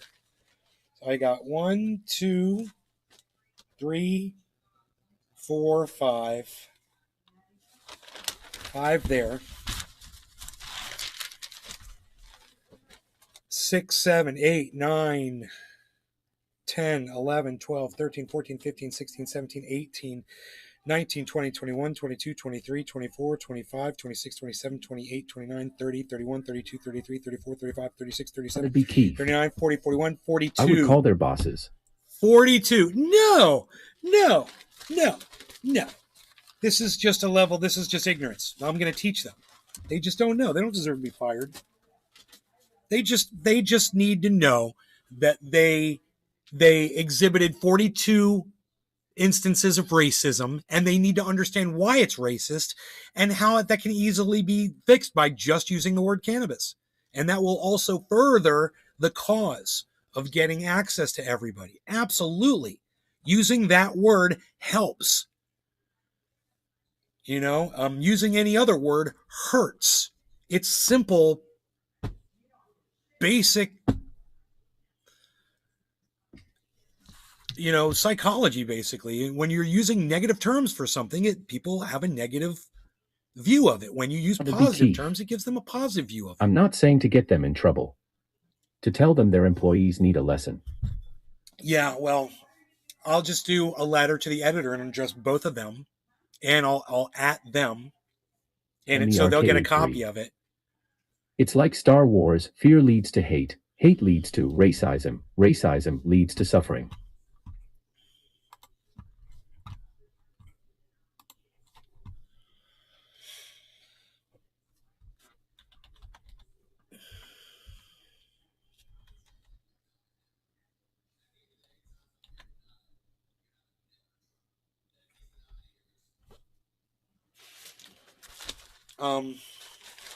So we can at T. Frazier and we can at S. Maxwell. No, that's the wrong one. Not S. Maxwell. That's who my mom likes. This author's name was Jeffrey Schweers. And Jeffrey Schweers doesn't give a contact. Okay, there is no contact, so we'll just say his name. And Trevor Frazier. Colin Daisy. I totally heard Yoda's voice from Big Merc. And I'll send them. I'll write an email, but I'll do it off when I'm off the show. It'll be Keith. It'll be easy. It'll be a short email. But I don't want to neglect you guys anymore, man. Let's get high. I'm starting to feel a lot better. Oh, boy. I'm wondering how much weight I can drop. I want to kind of use this as a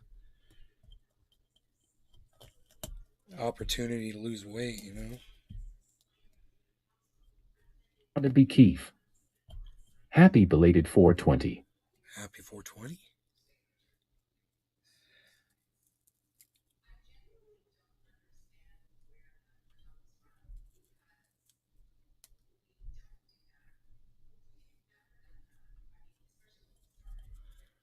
Dude, I grew this shit. 3. I grew this shit, and it's smoother, tastier than any dispensary stuff that I've had. This stuff, this cherry pie. And the smoke is nice and thick for smoke rings. It's everything I want out of a cannabis strain. Cherry pie. If you can get a hold of it, that is the one, man. It is so great. All right. No law regarding cannabis. We'll say 420, right? Late. Cheers.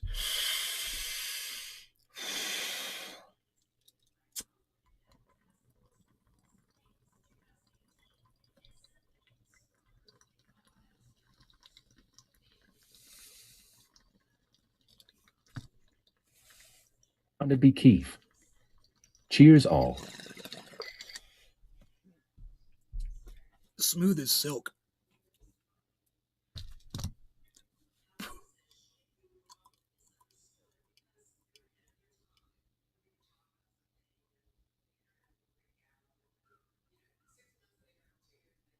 Valentine. I have to fix skydive suits so skydivers can put them on. Fuck them up really bad. Give them back to me, so I can do the same tedious horseshit again and again. Yay. ROX1SMF. Okay guys, the old folks need tending, so ciao for now. No. You hashtag keep it open and bring us with you. Hashtag keep it open.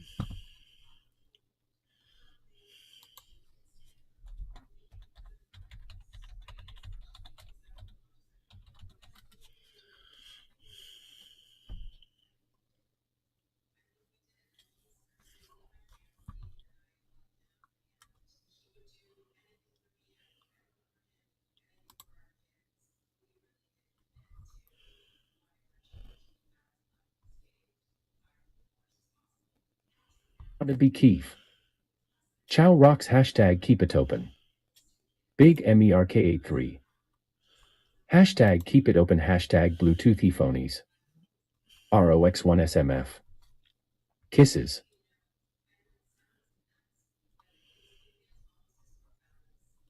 Big MERK83. Hashtag take us with you. Hashtag keep it open. Doc Hollandaisy. Hashtag keep it open. ROX1SMF. KV, you're in my ear.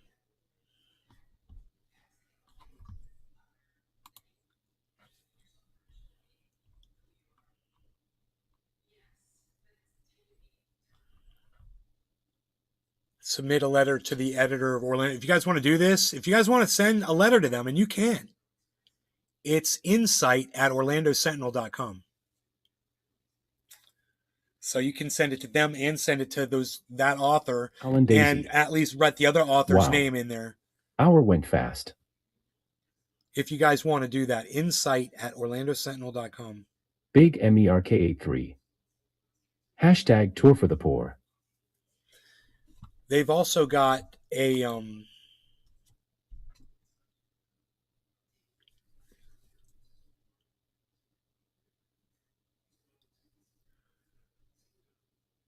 technical difficulties.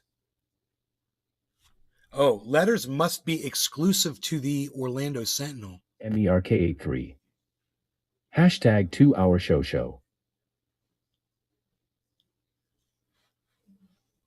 Letters should be no more than 250 words.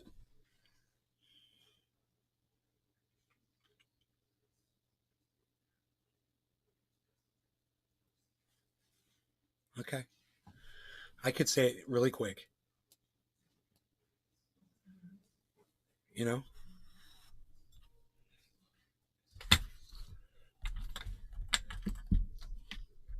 Okay. I mean, the letter is going to take a second to write. And since people are leaving, I might as well write the damn letter. You know? Just write the damn letter. Insight at OrlandoSentinel.com. That's simple, right? Exclusive to them. You can't send it. You can't add it also to the other guys. So you just have to send one letter to them. Let's do it. Subject. Cannabis articles. Nick Brown. Using hashtag keep it open, people. Terminology.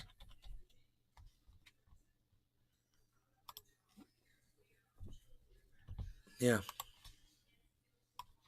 That should be pretty easy. Dude, why are you such idiots? God, I fucking hate you. All right, cool. What we counted it, what was it? 40, what was it? 48? You guys?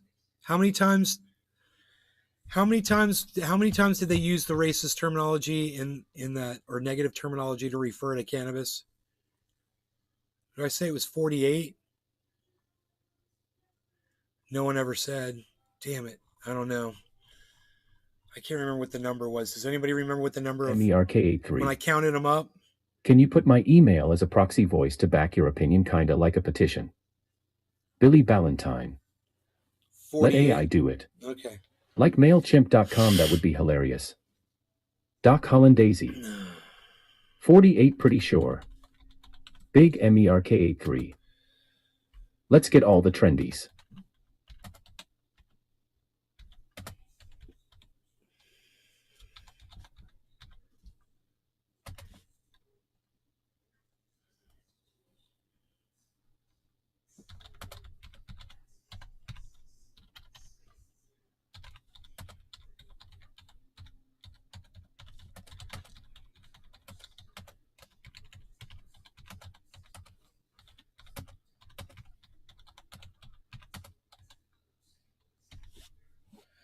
Okay.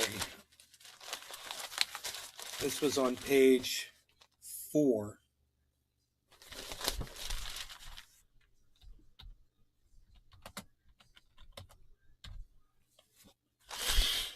And this is the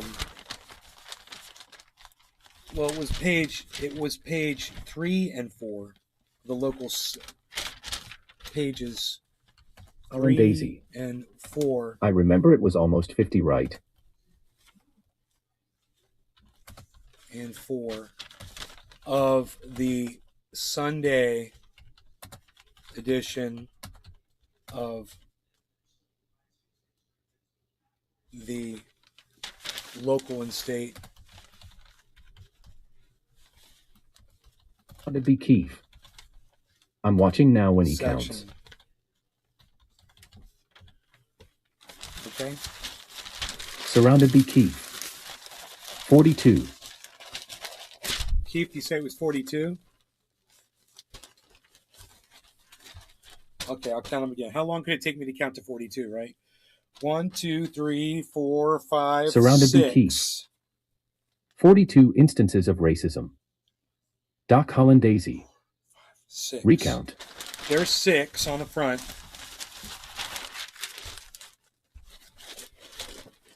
7, 8, 9, 10, 11, 12, 13, 14, 15, 16, 17, 18, 19, Big 20, MERK 21, 22, 23, 24, 25, 42. 26, 27, 28, 29, 30, 31, 32, 33, 34, 35, 36, 38, 39, 40, 41, 42, 43. So I had said 42, but it's 43. 43.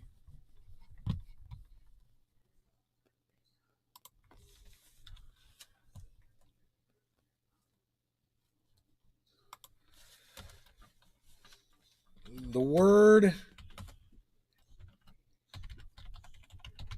in quotes, I put marijuana in quotes.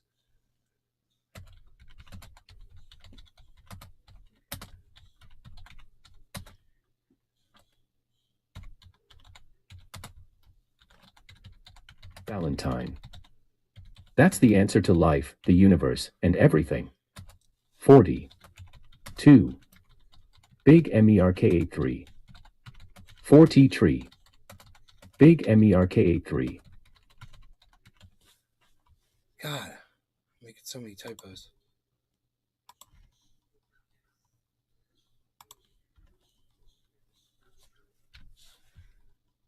Okay. The word marijuana was invented by racist mogul William Randolph Hearst to use America's racism against cannabis.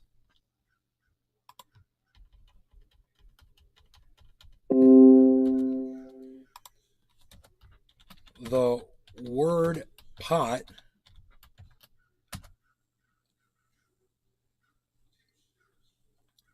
was first used to describe I feel a clip coming. A toilet.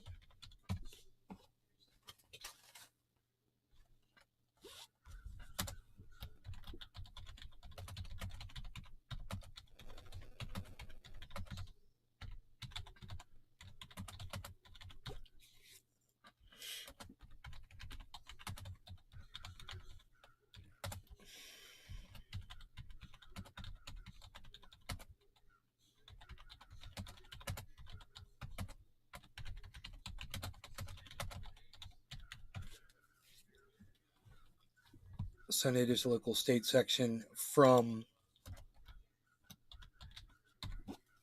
Okay, and those two authors were, the first one was, his name was Trevor.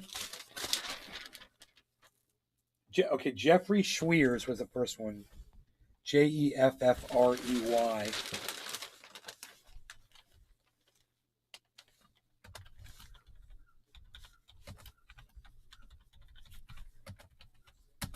And was Trevor?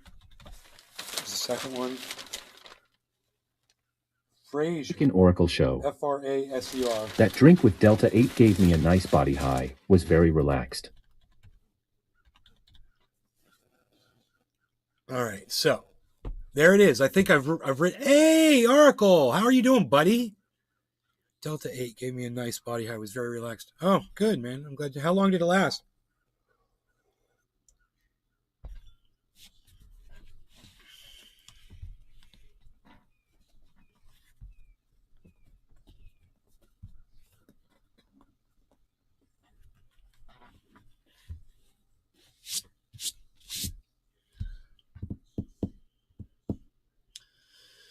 I counted 43. So this is the article that I wrote. It just says, I counted 43 uses of negative or racist terminology to refer to cannabis in the two articles on pages 3 and 4 of the Sunday edition of the local Oracle show.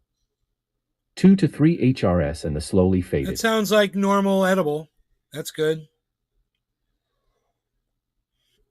It sounds like what a regular cannabis edible will do for you. So why not just have regular cannabis edible, you know?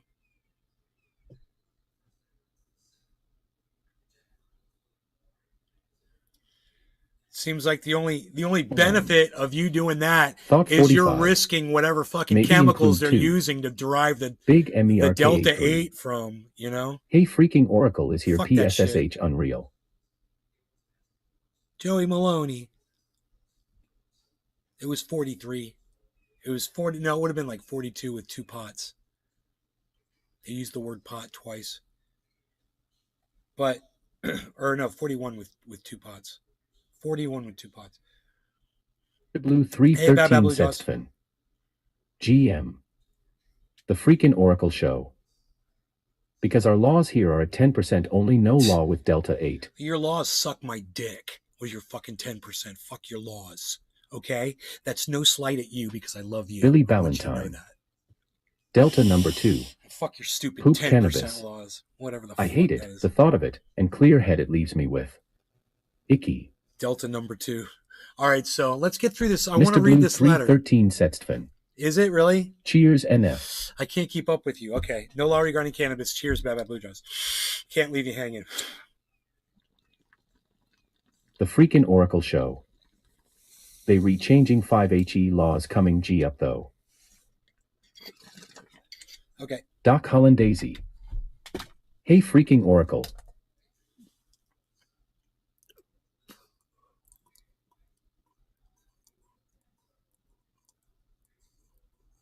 Fuck laws regarding cannabis.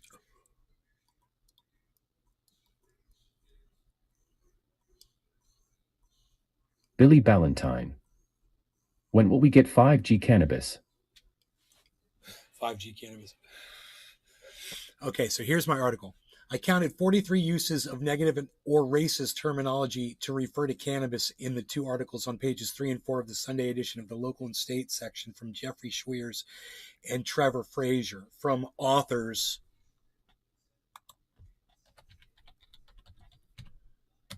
Jeffrey Schweers and Trevor Frazier. The word marijuana was invented by racist mogul William Randolph Hearst to use America's racism against cannabis. The word pot was first used to describe a toilet. Doc need you to come on the show and talk about food truck life. Neither of these terms are conducive to the cannabis movement. Doc Hollandaisy. Freaking Oracle did a 12-hour live stream.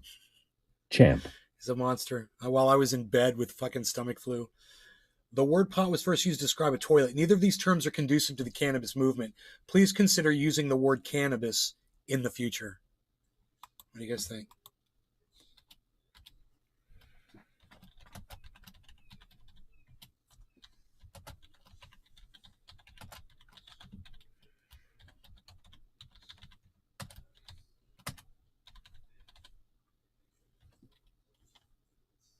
To be Keefe.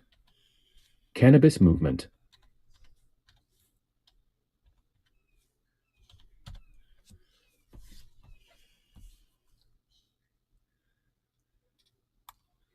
Hollandaisy.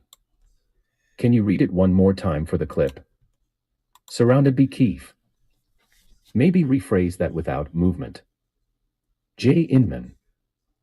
Hello, nay, and all trendies, cheers and good morning. Why? The freaking Oracle show. I know Mary and Juan A from Mexico. You want me to put, don't do that shit in my chat, freaking Oracle. Do you want me to,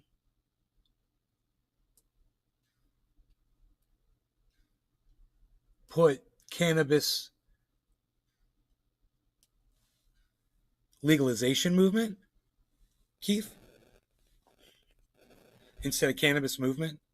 I think that makes more sense.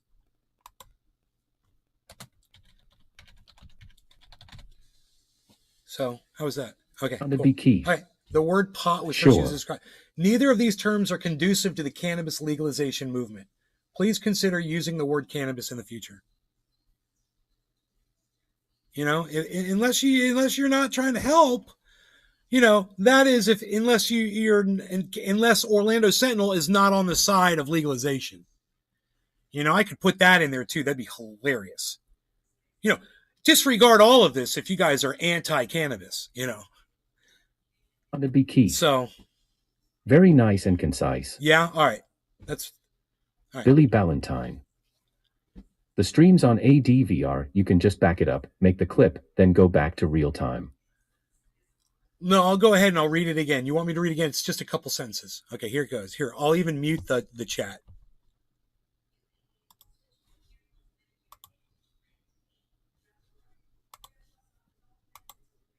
All right, here we go. I counted 43 uses of negative or racist terminology to refer to cannabis in the 2 articles on pages 3 and 4 of the Sunday edition of the Local and State section from authors Jeffrey Schweers and Trevor Frazier.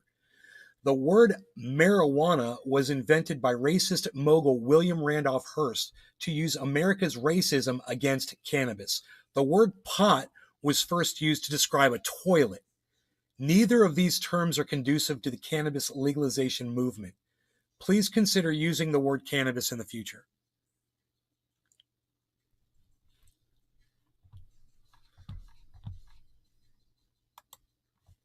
I mean, that's just silliness that they even talk like that.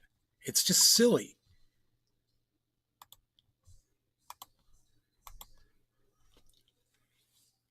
You can just back it up, make the clip, and go back to real time. I put my stamp of approval, even though you don't need my approval for shit, sir.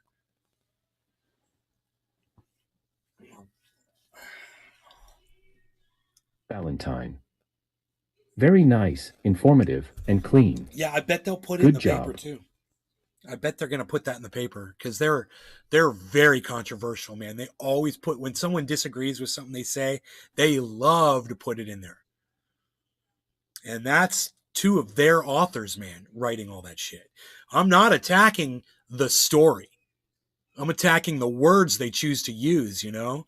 I mean, I side with the residents of that second story that we read. For sure. Hey, how do all of you guys feel about that? Do you side with the processing plant or do you side with the neighborhood? You know? And I would say that if that processing plant can't please those neighbors, they need to be shut down. The neighbors were there first. And what the hell is an industrial zone doing so close to a freaking, you know? Why not put a petroleum processing plant right next to them, you know? Or a nuclear plant right next to them, you know?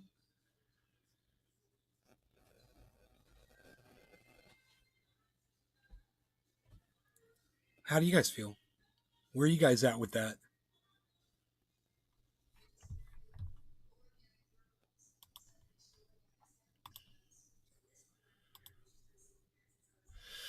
We do have the Brianna Joy and SABS story. We can go back to that one. I wouldn't mind, actually, because I am very interested in talking about communism with you guys.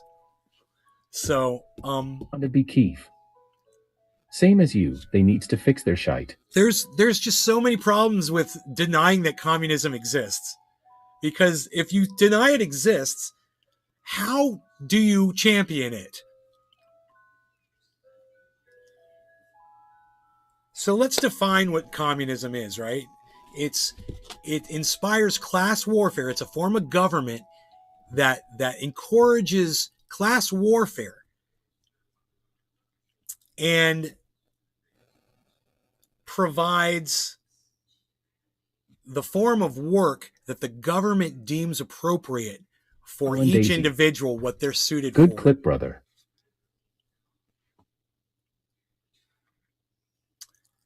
You know, and if she wants to say, yeah, well, they're not in China, they don't tell you what kind of work you have to do and blah, blah, blah. Dude, I've seen some sick shit in China where they raised little kids since they were babies to do certain things. You guys ever seen that shit? Sounds like communism to me. To be Keith. I could go find a video. The government gave us jobs, homes, money, but little food, LOL breadlines. Let's talk about North Korea. Let's talk about Vietnam. You know? What kind of government are they then? SABBY? What you doing, girl? Looking all good. I love SABBY. Man, I gotta disagree with her on this right here. So, according to the definition of communism, there is actually no true communist country in the world. Not one. Surrounded by not Venezuela, not Cuba. There is no true communist country in the world. This is the problem. Like, this is why people have Wait, SABBY, at that point, why don't you say what part of communism these countries aren't satisfying for your audience and for my sake? Okay, so just tell me in the future, if you ever see this video, maybe someone will make a clip and send it to you, me right here. And just be like, hey, SABBY, so, okay, what are these countries not doing to satisfy communism's true definition? To be Keith. Okay, and make that point. China isn't completely communist. They have a form of capitalism. Right? Says you. I mean, maybe ask the people that are in internment camps in China if they feel like they're in a communist country. You know, maybe ask people whose religion doesn't go with what their country does, and then those people are put in prison in China. Ask them if they feel like they're in a communist country with the capitalism. Yeah, I got news for you, man. Capitalism riding on top of communism doesn't lessen the communism. It just makes it more powerful. Own research, because you see the lies, they just... Communism is opposed to capitalism. They're calling people like Nancy Pelosi a communist now. That's how bad this has gotten. Aye. Okay. Nancy Pelosi being called a communist is nothing new. I mean, it's basically everybody in the right, all of the Trump people. They all say socialism, communism, blah, blah, blah. It's all they ever fucking say. what she just said, though, has nothing to do with the claim she made that there's not a single communist country in existence. And I just want to know why these countries are failing to be communism. Anywho, let's go back to her. The way that we see it is alerting Fox News and not city or state officials about a plan to abandon children fleeing communism on the side of the street is not burden sharing. See, notice how she mentioned communism. She mentioned again, she mentioned it twice.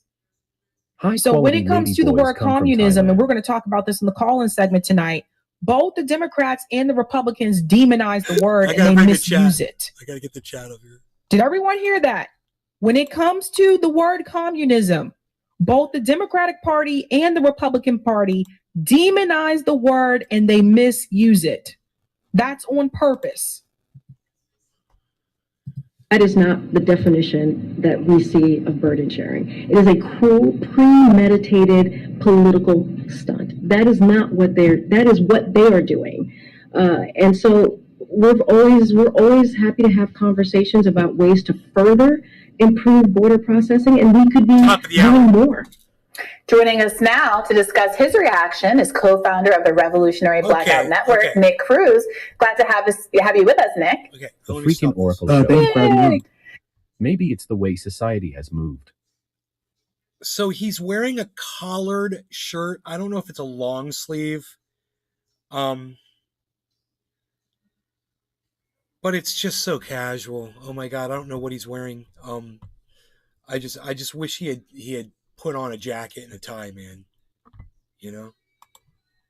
We want to ask you about this question of how much communism is really to blame for the immigrants who have chosen to leave Venezuela. Is the press secretary here accurately describing Tiger Woods? All right. Look, I want to listen to this question. I want to listen to the whole basis for this whole the debate. Okay, so she's going to set it up right here. More. Joining us now to discuss his reaction is co-founder of the Made the clip for SABBY. Thank you, Doc. Revolutionary Blackout Network, Nick Cruz. Glad to have you with us, Nick. Thanks for having me. Okay, here we go. We want to ask you about this question of how much communism is really to blame for the immigrants who have chosen to leave Venezuela. Is the press secretary here accurately describing the motives for so many people leaving the country? What's been going on there? So that's the basis for the question they just asked Nick. And my response would be, from Nick, would be like, well, I can't speak for those people. I don't know what their motives were for leaving their country. It could be any number of things. It might not be the political system. If I were Nick, that's what I would say. But for some reason, he seems to go off on this really long... To be Keith. Communism means the state controls the means of production or some bullshit LOL. Doc Hollandaise. Did he just wake up? Look at that. Well, the beard is a little unkempt looking, I must say. I might offer a little beard balm for him. But I'm not going to go after a man on his beard. Actually, Nick, I dig it. I like the beard. However, I would say this. That shirt that you're wearing, it's just a little too casual for going on the Hill. So go look at how Sagar and Jetty used to dress. Their guests, you know, look at all the guys from the Hill, and you just, you know, when you go into the lion's den, son, Lewis, you know, be prepared. Gotta run, nay. Getting on a plane. Have a great rest of the show. Have a safe flight, baby girl. All right. Mwah. My first reaction when I saw that, I was thinking, like, is that Sarah Huckabee Sanders? There's literally no difference there between the Biden administration messaging on this issue and Trump's messaging on this issue as well. So we're not talking about the messaging. Okay. We wanted to know what you felt the reason was for those people leaving their country. That's what she just asked you. And then you start talking about the messaging. So let's just keep listening to this. And I want to chime in here and say Nick is 100% spot on right here. It doesn't matter if the press secretary is the press secretary for a Democrat president or Republican president. No one's talking about that. Why even bring the point up? Why even bring the point up? And their messages are the same depending on certain issues. Why bring the point up? There's no difference between a Jen Psaki or a Stephanie Graham or the Kareem Jean-Pierre. And we all breathe oxygen and we all drink water. The same way that U.S. foreign policy does not change it doesn't change between presidents at all. And the idea you're going to blame communism instead of U.S. intervention, all three of those countries she named are countries that the United States have put sanctions on. Okay, now he makes a great point. He makes a great point right there. So he's blaming that the communism is not working in these countries because America cuts them off and does horrible things to them with sanctioning. We all know that those are acts of war, what America does to communist countries. We all know these communist countries exist. But the truth is, what he's saying is 100% correct. Okay, he's making an excellent point. He should have started with that, because that is the point. Is don't blame the political system there until you find out what our sanctions have done. Great point. This is when you let the other guy talk. Interfere with. And this is kind of the same thing that Chomsky was saying as well. When you look at Donald Trump and you look at Joe Biden, they mostly have the same foreign policy. You already said that. You already said that. I just want to chime in here for a second and say, you notice how when they demonize like communism in reference to those countries, which I already said there's no true communist country in the world, but you notice when they do demonize it. Can we just rewind what she just said? Sabby, girlfriend, you know how I feel about you. I love this girl. But can we just listen to her say this very, very hypocritical statement, maybe several times? I just want to chime in here for a second and say, you notice how when they demonize like communism in reference to those countries, which I already said there's no true communist country in the world, reference to those countries, which I already said there's no true communist country in the world, communism in reference to those countries, which I already demonize like communism and demonize like communism. It's how when they demonize like communism in reference to those countries, which I already said there's no true communist country in the world. It's how when they demonize like communism. Sabby, how can they demonize communism if there is no communism in the world? This, what you just said, is a non sequitur. I don't know what that means, but I think I just used it correctly. I don't know. Maybe somebody smarter than me could tell me if I said that. Those countries, which I already said there's no true communist country in the world. But you notice when they do demonize it, the people leaving, like why they're leaving, notice they never mention what Nick just told you. Notice they never mention that the U.S. government has put sanctions on those countries and made it very difficult for those people economically in those countries because of those sanctions. They never mention that part. And most people you talk to, especially if they're not really following the news like that, most people you talk to have no idea what is really going on economically in those countries. From seeking regime change in Venezuela, sponsoring genocide in Yemen, closing up with Saudi Arabia, funding and shielding the apartheid state of Israel, their hardline stance on Iran, and escalating with China. It's the same thing. It's the same thing. How can you blame an economic model for the failures and what happened to the citizens when you guys are illegally seizing their assets and not allowing them to sell their oil on the international market? You had the Bank of England, they just had a sham trial where they said, we were like, oh, well, the $1 billion in gold that we stole from Venezuela, we had the right to do that. And it's very telling that you see the same colonial powers, whether it be the UK, Germany, and the United States. Again, I'm going to pause right here and just say he's making a great point. He is blaming American sanctions, UK sanctions, thieving, stealing from these countries that oppresses them. Instead of working with these countries and helping them, we decide to do NATO, and shit like that. Posing their imperial conquest ambitions on the global south. They think they have the right to ruin the lives of Venezuelans, for example, and other countries because they reject their capitalist imperialist political agenda.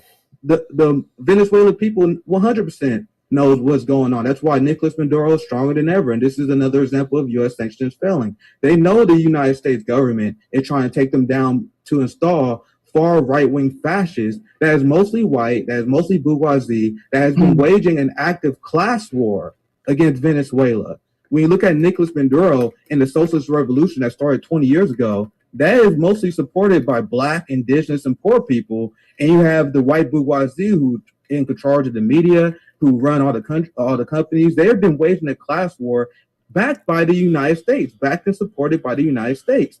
So Nick is letting you know right there that even when it comes to those issues in those countries, class is still a factor. There is a class divide when it comes to what they support and who they support. I'm so glad. So maybe she's saying that the lack of a class system is why they're not communist, but it doesn't say no classes. It says class warfare. It says communism encourages class warfare. Doesn't mean the classes don't exist. So it seems pretty communistic to me. That's exactly what communism preaches. Do you guys want to see the definition of communism? Let's look it up really fast. Look, I'll show you guys.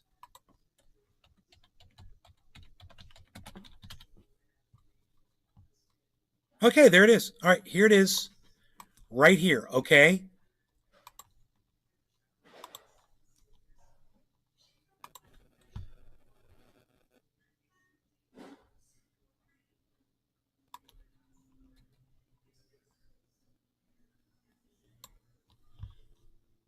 You guys see that? Communism, a political theory derived from Karl Marx advocating class war. So if there's having class war in these countries, that's what communism said they should be doing. That's communism. How do you not see that? Communism doesn't work. It corrupts just like the rest of the isms. Everything, you're right, correct. All government sucks. That he mentioned that on Rising. I'm so glad, like, you guys don't know. I was like, you know, Nick's not related to me, but I honestly, when I watched this clip, I was sitting back like a proud sister, and I was like, yay, baby! I was just like, yeah! I'm like, tell it. And you can tell right now by the expression on Robbie's face, he just looks so He looks like he's getting cocked. Robbie has this look on his face like, what is happening? Like, Sabby makes a good point there. Oh, man. So it's the height of irony, the Democrats. It's a DERS. Bro, that is such a DERS. If you look at the coups they sponsor in these countries that's a DERS looking at another crazy atom plan. That's a DERS looking at a crazy atom plan. Listed that January 6th is child play compared to what we do to Venezuela. We back Bolsonaro, who used to send death squads into Venezuela to assassinate and kill Maduro supporters. You had the hard far-right fascists in Venezuela that was setting left-wing supporters of Nicolas Maduro on fire in the streets. These are the people that we support. So the idea that you're going to blame an economic model instead of our actions is ridiculous on face value.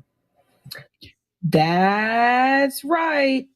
And so look at, you can see, it's kind of funny too, because we were talking about people's facial expressions. Like Nick just killed it. So like Bree has a little smile there. Like Bree has this look on her face like, Robbie, are you ready now?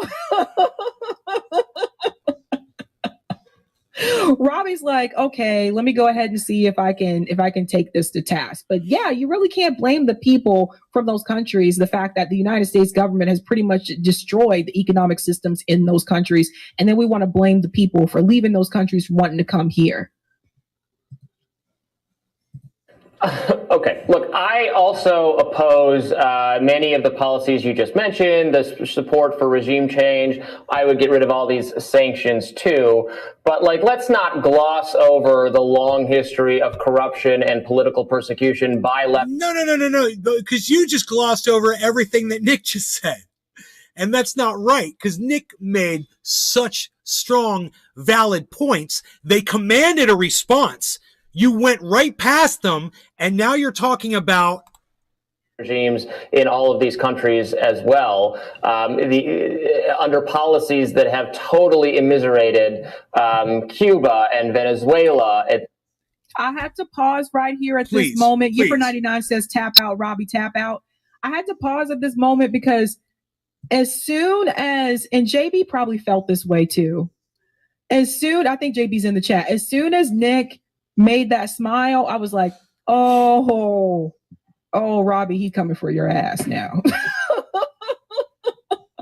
I was like, yeah, he is coming for you. You don't even know what he's thinking right now, but he's about to tear you apart. It's coming. It's coming. It's on and on and on. I think it's laughable to say, oh, it's all the U.S.'s fault.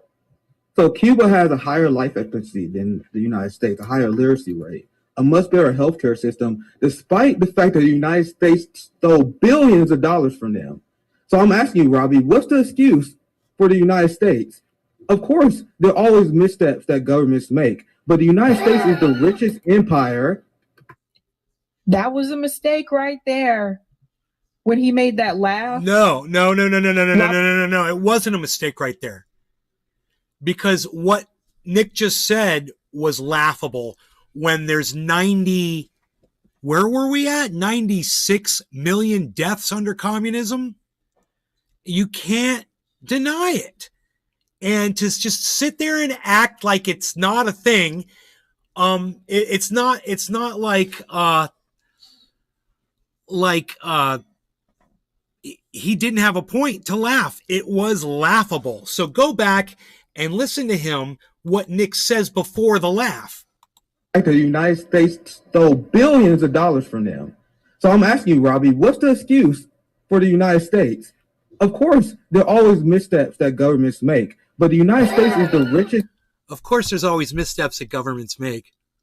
96 million aren't missteps, bro. 96 million, there's something wrong there. Okay?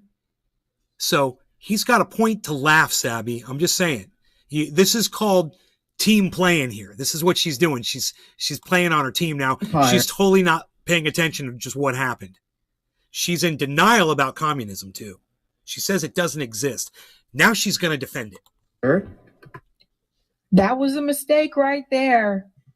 When he made that laugh, Robbie made that laugh. Watch. Because see, Nick right now, Nick is still being, pretty chill. Steps that governments make, but the United States is the richest. It was a good time to laugh, and I would have laughed too. He has this look on his face. I would have been like, yeah, 96 million mistakes. I would have been like, yeah, 96 million mistakes, bro. Does this guy really think that he's smarter than me? That's a lot of times to make a mistake, bro. God, how dare he come on here and try to tell me about history? You see what I mean? You see the smirk? Yeah, but he's about to get it's very Durzish. Go at it, Nick. He's got the duck lips going. The that we've ever seen. It's fucking when awesome. Outside children live in poverty in this country. If you look at Skid Row, I am asking you, what is the excuse for the United States? You have Venezuela, you have Cuba, you have all these countries that has been the victim of U.S. economic war that you guys call sanctions. Sanctions is seized warfare. You guys locked out Venezuela from the international market. Did you hear that? Their economic system. He said sanctions exceed warfare. So, what I say is sanctions are war. Sanctions are war. You're cutting the supplies off for a country. That's what you do in a war. You cut the supply chain off for your enemies. You bomb their fucking bridges. You bomb their plants that are making their weapons. A record amount of income inequality in this country that is higher than the era of serfdom. So, Robbie, what's the excuse for capitalists? Who's sanctioning us? It's a good point. That's a good point. It's a good point. Nobody is sanctioning us, right? I can't. It's like, tap out, Robbie, tap out. Seriously. It's a good question, right? No country has sanctions on us. So Nick brought up perfect points. Why do we have a Skid Row in this country? Multiple ones, actually. Everywhere. Why do we have a homelessness problem in this country? Everywhere. Why do we have so many kids growing up in poverty in this country? And they talking about, Democrats said they lift up half the kids out of poverty. They even finished the whole child tax credit. They had to cut that short. Why do we have the economic problems that we have in this country? Why do we have the poverty issue that we have in this country? What's the excuse for the failure that we have in this country and nobody puts sanctions on us? It's capitalism. That's the reason for it. And that's the point that Nick is trying to drive home. You're going to criticize the people that are coming from countries like Venezuela. You're going to criticize those people. Their economic system has been destroyed by the United States government. That's a good point, but let's just say there's, I don't know how many Venezuelans are coming in the United States. I don't know. When it comes to the failures that we have here right home, what's the excuse? There's no sanctions on us. We failed ourselves. The corporations failed the people in this country. They got greedy. Like I told you, they sent the jobs overseas. Think about that. Think about it. They sent the. Nick goes on. Think about that. They sent the jobs overseas. I don't understand that. The corporations sent the jobs overseas. Oh, so she's saying we've created.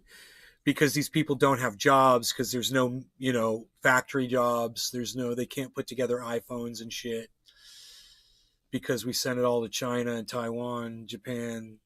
They're making all their. Daisy. Those are communist countries. Another clip out on the Twitter sphere. I don't know if we're sending outsourcing to China, and they're communist, isn't that helping them? I don't think Skid Row, the collapse of American cities under progressive liberal democratic regime. Look at Bree's face. Yeah, well. Surrounded by Keith. Once again. Yeah, we made China. This is a right-wing talking point, and he's able to score some points right here. Oh my God, I don't know what to say. This is so funny. Well, Sabby, what you should say is that this guy is actually making a point and not sit there and try to distract your audience from what's being said. I don't understand the team playing. It's so vulgar. Ugh. It's disgusting. Of Trump policies or capitalist policies. We get to if it's so great in Cuba, why are they fleeing here? Why are they crossing shark-infested waters? Well, Robbie, the point that Nick is making. I can't believe Robbie said shark-infested. He actually... I don't understand what the reference to shark-infested waters was, and I couldn't hear what was being said because Nick spoke over him. So I don't even know what was said right there. He used the shark-infested waters. And that's the second time I've heard it. That was kind of funny. He used the shark-infested waters. So Bree's going to come in now, and she's going to, she's going to try to do it, I guess, in Robbie language. I don't understand why shark-infested waters is some kind of point that Sabby's seizing on, like it's like some kind of low blow or something. I don't get it. I'm just saying. Is that a real laugh, Sabby? Because I seriously think Robbie is sitting there thinking to himself, who is this young dude that came on here basically to think he know all this stuff? I never heard of this. I don't know this guy. This guy's not an academic. I don't know. You see, this is why some people won't debate Nick. This is exactly why. Because they don't want to be embarrassed. Is that look, if you really think it's the economic systems in Cuba or Venezuela. They're literally debating him right now, Sabby. They've got him on the Hill, and there's a guy on there debating him right now. That are so destructive. Why not lift sanctions, let them sink or fall on their own merit, and then we can have a legitimate conversation about whether communism fails. But what so many people on the left are frustrated with is that there has never been a communist or socialist government that has been allowed to freely test the model without the economic war, I love how you put it there, Nick, against them that basically... Did you see the eye shift from Robbie? Watch one more time. I'm sorry to interrupt, but it's just kind of funny. Watch Robbie's face. Without the economic war, He's just got a Love how funny you put face. it there, Nick, against them that basically rigs the game from the start. There's also never been a communist regime that doesn't imprison political dissenters, cause deliberate famines, or kill millions of people. Are you saying that we don't? Are you saying that we don't? I'm not. Are you saying that the communists don't? No, I've indicted all of our policy. This is why we can never have honest conversation. I mean, we're doing it to Julian Assange. We did it to Chelsea Manning. We did it to Edward Snowden. And I'm sure there's a few other ones I can't name. Once again, he makes a very good point. There's a lot more silencing of political dissenters under communism. And he laughs about it. And Sabby over there, the team player, is going to act like he's not making a point and make fun of his face. And yet, when you really listen to what's being said, you find out it's not this giant own that Sabby pretends it to be. He makes a valid point. You want to compare political prisoners under communism to political prisoners under capitalism? I got news for you, Nick. Communism's got you fucking beat. Bad. They bust down your fucking doors and drag you to prison, and you're lucky if you're not beaten on the way. I will criticize everything that we do, everything the capitalist West governments do, and they say, "Oh, so you're not criticizing them?" I'm saying all the sanctions are bad. Wait a minute, and then I had to pause it there. Look at this. I had to pause it. Robbie's facial expression is too funny. Look at it. He's dursing it. What can you say? The dude's got a funny Nick fucking durs face. Bree is smiling. Durs. you turn around and excuse political repression under dog-like communist regimes that have killed millions and starved millions. It's ridiculous. Wait a minute, Robbie. It's insulting. Nobody here, but we didn't bring up the political oppression because I think the observation that I think because you don't want to talk about it. You don't want to concede that it's true. I'm literally trying to, if you just let me get the sentence out here, Robbie. I think what Nick and I are pointing to is that political repression, all kinds of authoritarian abuses, those are things that exist around the world regardless of political orientation. But you want to, hey, Brianna, excuse me, but when you start counting the numbers to political prisoners under democracy towards political prisoners under communism, it's not even on the same scale, man. It's just, he makes an excellent point, and you're going to still sit here and act like it's not a point. I brought up the overwhelming majority of countries in this world are capitalist, and most of the bad things that are happening in this world are happening under capitalism. However, capitalism is never blamed for the bad things that happen in a country.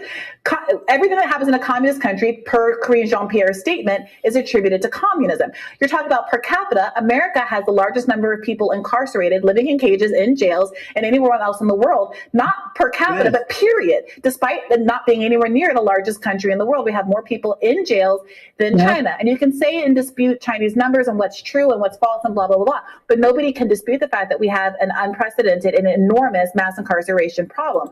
Yeah, but when you have the type of freedoms that you allow the population in America, you're going to have people violating those laws more freely. They're going to be incarcerated because they have the ability to go out there and break these laws. Now, there's a lot of people under communism, they won't even try that shit, man. You know? Probably 9/10 of the crimes that people try to pull off under democracy, under this kind of a government, people wouldn't even dream of doing under communism because they know what's going to happen to them, and the penalties are going to be more severe. It's not a point. These people think they're making a point, and that's why this guy is laughing. But the point still stands. If you think that he knows that any right winger that watches this is totally gonna side with him.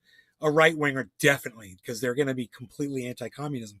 But if you start taking it point for point, you want to start counting the numbers and throwing them out there, these two are fighting a losing battle, you know, against the facts that this guy knows about communism. And socialism are such a unmitigated disaster. Why is it that they have not been allowed to go ahead and run their own countries into the ground without American political interference? That's a good point. That right there is the golden question. That's a good point. If people believe that communism, socialism is such a bad thing, if that's what the U.S. believes, then if that's the case, was the USSR was communism? The communists were also atheists. Correlation doesn't equal causation. Was the USSR? Well, you know, I know we've sanctioned Russia plenty of times, so I'm not going to say we haven't. Why aren't you letting those countries explore that? And if their economic system fails, well, then it just fails. That's for their country. Let them do what they want to do with their economic system in their country. It's fair. Why haven't they been given the opportunity to even allow it to fail? Well, maybe because they're worried that it's going to prosper and that would make their democracies look bad, Sabby. Let's move on. And then you think about the McCarthy era when there was a lot of fear around communism. Why? And you think about some of the things that people said back then, which was, we have to stop it now because communism can spread. They talk about it like it's like smallpox or something. I don't know. Right. It's really weird when you go back and you read about the McCarthy era. Very strange. What are they so afraid of? I would say maybe they were afraid of the fact that Russia was imprisoning people back then as well for political dissenting. Capitalism is more fearful. You should be afraid of that.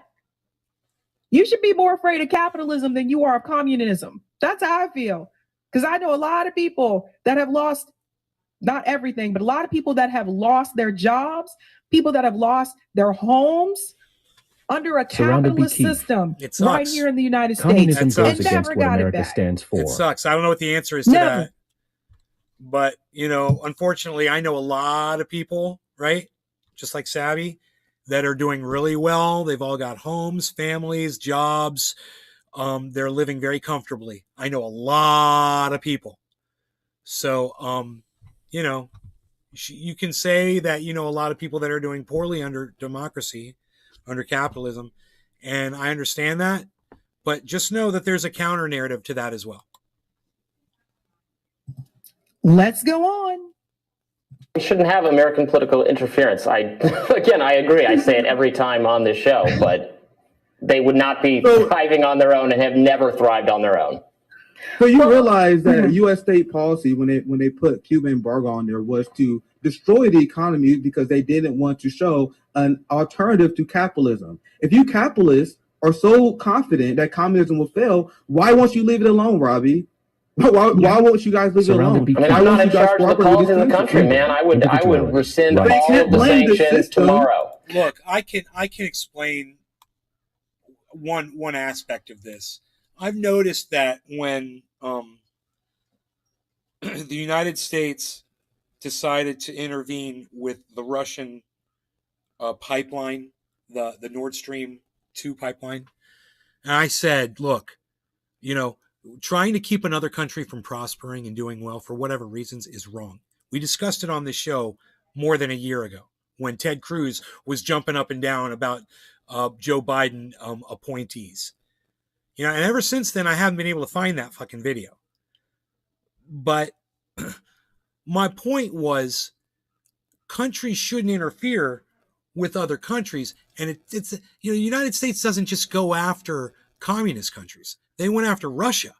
You know, they shut down that pipeline, which is an act of war. They got together with Germany and made sure that that gas pipeline was going to get shut down. This is what Ted Cruz wanted, and it's what Joe Biden finally did. It's wrong. We should all be encouraging commerce. Everybody, no matter what the regime is. We should all be helping each other. It's fucking psychotic. I'm just saying, that's how the United States thinks. They literally, it doesn't matter if it's communist. It's any country. It's competition. And they don't want to see you doing good. Russia's been the target not better than for 100 them. years. You know, Russia can't have a gas pipeline going to Germany.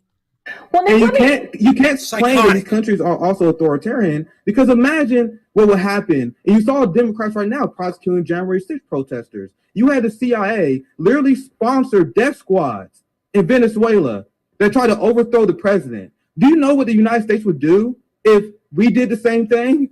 So get real, Robbie. This is how the real world works. There's no. Nick said, "Get real, Robbie."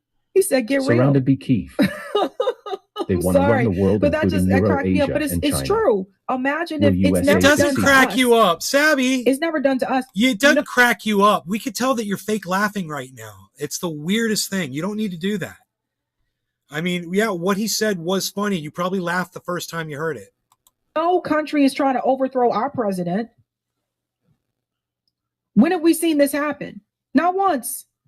If we did the same thing, so get real, Robbie. This is how the real world works. There's no such thing as overt authoritarianism. It's countries upholding their laws. Laws are a thing, Robbie. You can't overthrow a president without consequence. Well, look, I love the fact that Nick mentions his name, because that's something that they actually teach you. I don't know if you guys like took like communication and stuff like that, but there was a class I took when I was in undergrad called interpersonal communication. And one of the things that they taught us in that class is that when you are talking to someone, one of the ways that you can hold their attention, continue to say their name. And it's true. Like if someone says your name, you kind of, you know, it's just a way to filibuster. See, like Sabrina, what? It's a filibuster. You know, tactic. You have their attention. So I thought it was great that Nick just did make your that. points and forget the fucking Robbie tactics. Know also, I just am make addressing your points, you man. specifically. God, it doesn't have to be a chess freaking game.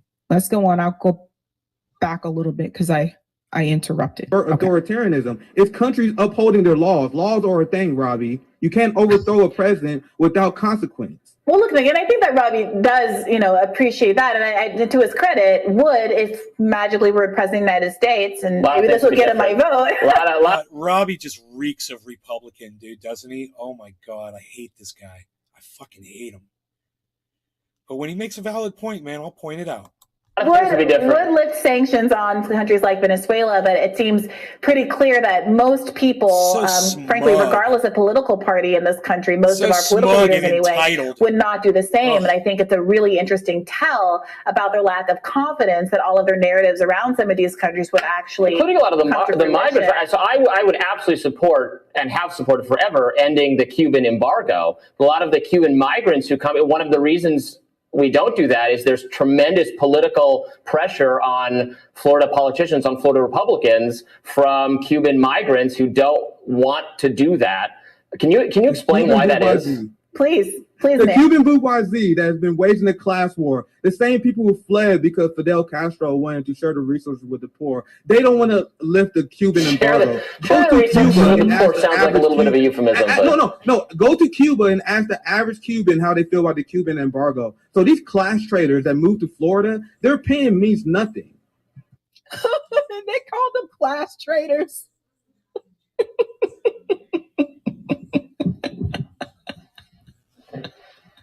He said the class traders that moved to Florida.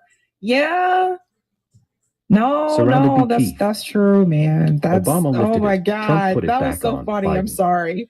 I want laws are a thing, Robbie, to be on a t-shirt. Oh, there's another thing that oh shoot. Eric, did I miss it? You put it up. Oh yes. Nick said, I used to sell cars, so that's how I learned the trick, Sabby. Ah, that's right, because car salesmen do that. They say your name. They keep saying your name. Yeah. No, this is funny. This is hilarious. He's like the class traders that moved to Florida. Okay, we'll go back a little bit. Here we go. Go to Cuba and ask sounds like a little bit of a euphemism. No. Go to Cuba and ask the average Cuban how they feel about the Cuban embargo. So these class traders that moved to Florida, they're paying. She's basically, somebody in her chat just referred to Nick as a car salesman, and she didn't even flinch, bro. That went right over her head. Saying they didn't want to keep the Cuban embargo? Does that sound like people who care about the country, I didn't Robbie? know that King Charles told people Prince that Harry to support ditch his US wife and hegemony come back or and he'll exile him forever. That's his son. What the fuck, man? I don't know. Domination. A guy who has people put his toothpaste on his toothbrush for him. You care about what that guy says? Surrounded by Keith. WTF. Like I want the uplifting of the global working class, and you guys rather destroy the global working class just so you guys can say zingers like communism never worked, that Cuba is failing. Leave these countries alone and allow them to thrive. And then we can talk. Leave Brittany alone. Leave communism alone. I love it, man. Leave communism alone, dude.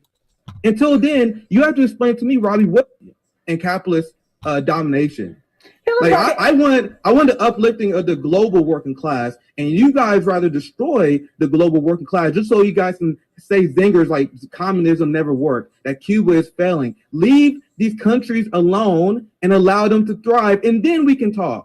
Until then, you have to explain to me, Robbie, what's the excuse for the United States for the massive poverty, despite the fact that we have no country sanctioning us? Where's the U.S. embargo, Robbie? Where we got Skid Row. We got people without health care. 60,000 Americans die each year because they don't have health care. 300,000 plus could have lived through the COVID pandemic if we had health care. So what's the excuse for the United States? Who's the giant power that has got their boot on our neck? Our ruling class has failed. The central planning model of the United States has failed. So to point the finger at other systems and while you live in an empire that people are starving in is the height of cowardice. Good point. Good point. Fatality. That's a good point.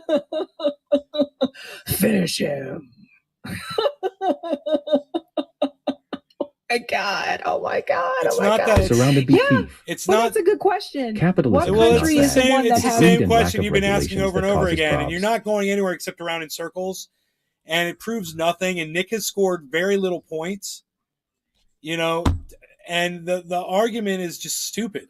The question was, are these people fleeing from communism or are they fleeing for another reason? And the answer seems to be they're fleeing because we make communism bad. That's what his answer seems to be. Why does it take all this time to get through this? I don't understand. And you know, score this points and la la la. You know, I think Nick made a good point there. But it unfortunately, you know, until you sit down with those 50 migrants, you know, and you ask them, you're not going to know. And these people sit here and pretend like they know what the hell, why these people left this country, you know, on our neck. Is anybody holding us down right now? Is anybody stopping us from thriving, from growing? No. A lot of the problems that we have economically in this country were caused by us, greed and capitalism. It's a good point. I mean, he brought up some good points. I don't think Robbie was ready. I don't think Robbie was ready for this. Nick brought that fire. I think the worst thing that Robbie could have done was when Dominic he laughed Rio. while Nick was speaking. That's a no. whatever. I mean, our ruling class is definitely failing the American people on a lot of the subjects you just mentioned, the crime, drug addiction, etc. So, look, I'm sure we agree on that. And yeah, let's withdraw those policies and see how it shakes out. Yeah. Surrounded by There you go. You won the argument. Capitalism is based. Now that's not an own. Hey, Sabby, you're sitting there laughing like Nick made some incredible point. What did he say at the very beginning? As soon as he started talking, when Nick finally let him start talking for the first time, he's like, I support in lifting these sanctions. And now you make it sound like he just owned him to get him to say the same thing that he's agreed with the whole time that he started talking. What an own, man. Such a team player, Sabby. And Nick said, so focus on that. He said, so focus on that. Oh my God. Look at the look on Robbie's face. He's like, yeah. You know, I think Nick makes and good Bree points. Has the smile, this smirk on her face. He's just like, yeah. But it wasn't some own to get some guy to say like, exactly what he said from the very beginning. Great job, Nick. I don't know what to say. Well, look, I think we have to leave it there, but thank you so much for joining us, Nick. Yeah, thank you. Thanks for having me on. Make sure you guys check me out on Revolutionary Blackout if you have a chance, so you get some real international reporting that can tell you the truth about the crimes of the U.S. empire. And then Nick did not leave without saying, where you can find me, check me out on Revolutionary Blackout Network. And then he also added where you can get real news analysis. Yeah, it's kind of funny. But, you know, everybody has to promote themselves when they go on a show like that. It's not a big surprise. Why do you keep fake laughing, Sabby? God, I just want to see you laugh for real one time. I want to see a real laugh out of you.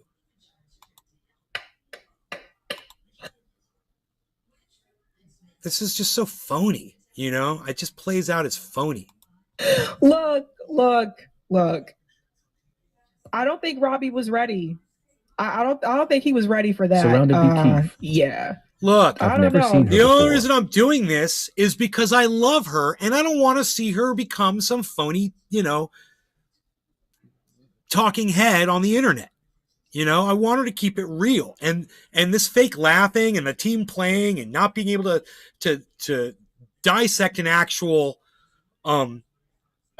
debate because you're so one-sided on your team, it's making you look bad. I hope she'll see this and she'll take a little bit of criticism and start keeping it real. And the fake laughter and all that shit, it's just not necessary. A great job. I'm so glad. I mean, if you go right to the part where he finally lets Robbie speak for the first time.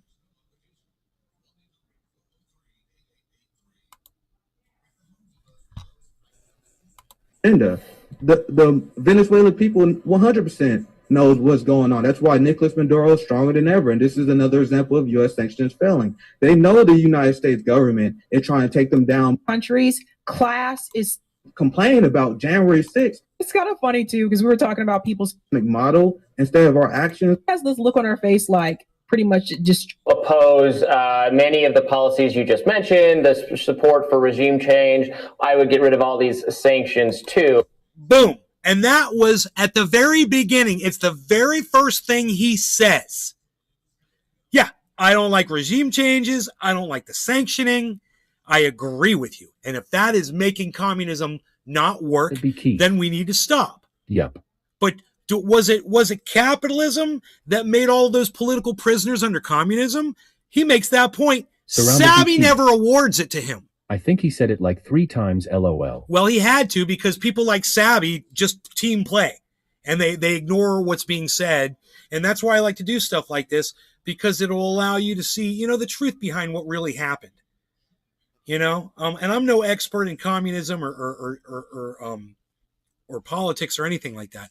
But I can listen to a debate and just tell you whether or not there's points that are being won or lost. It's very simple. And it's just so silly for Sabby to act like it's this complete ownage, because at the very end, he says the same thing. He's like, yeah, lift the sanctions. And she's like, oh, what an own. Oh, he owned that guy. Oh, what for saying the exact same thing he said literally 20 minutes ago, Sabby? He said it 20 minutes ago when Nick finally let him have a word. So this is basically Nick, understanding, having a great understanding of what's going on between America and other countries. And that's fantastic. And I think this guy may have learned something, this Robbie guy. But it's sad that Sabby takes this as an opportunity to just bash this guy,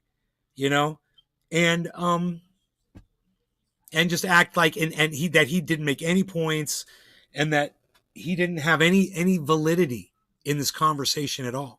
When, you can ignore things for only so long, but between ignoring facts and fake laughing and acting like there were owns when there were none, it takes away from your overall power as a podcaster.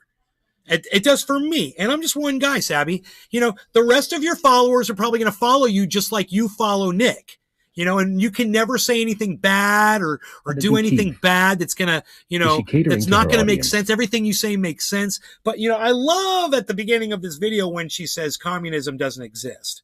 That's my favorite, because it takes away the basis for everything that Nick is defending for the rest of the argument.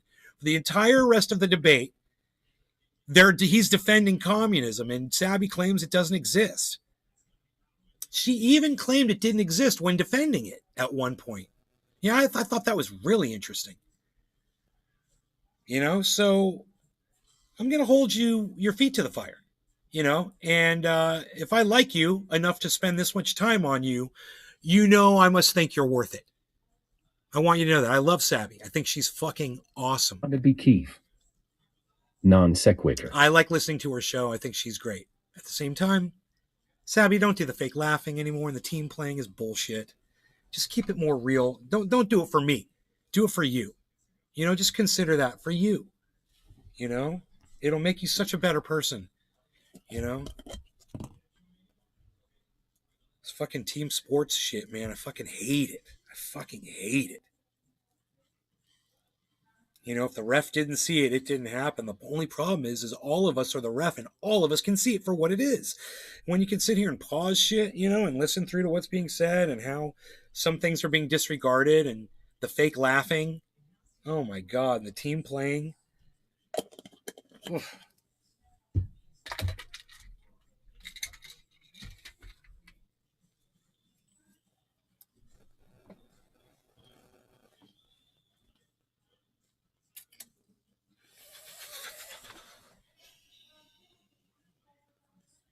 Oh, fucking here comes the hurricane, man.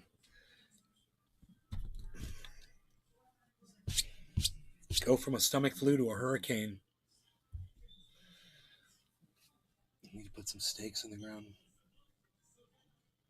Stake down those fences. I need to put more fences around the other banana trees too. Oh my God, I gotta get my umbrella out of there. That's gone. Holy shit. Yeah, I got some shit I gotta do. We gotta bring all the furniture in. Valentine. It's gonna be a mess, dude. Oh yeah. Your entire state is in prep mode. Dude, it's gonna be a fucking mess in my yard. Because I've spent so much time making it pretty, and this hurricane's gonna come through and just destroy it. I'm so sad. Can we just look at it one time and enjoy the yard right now, guys? Oh my God, I am so sad. There it is. Just one time, nice and pretty. Okay. No. Ooh.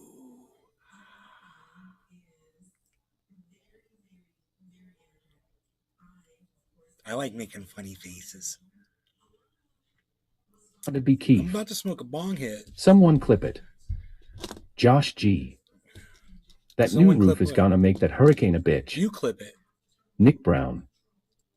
Last time I looked it was gonna be more north.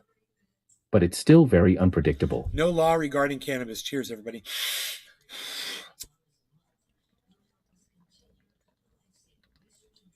Josh G. Look, it's powder. Billy Ballantyne. I bet you'll see a bear flying by or a deer will fall from the sky. Bernardo. Dominic Leo. Keep it real. Marty's in the house. Hurricane hit Canada's coast earlier, lots of people without power.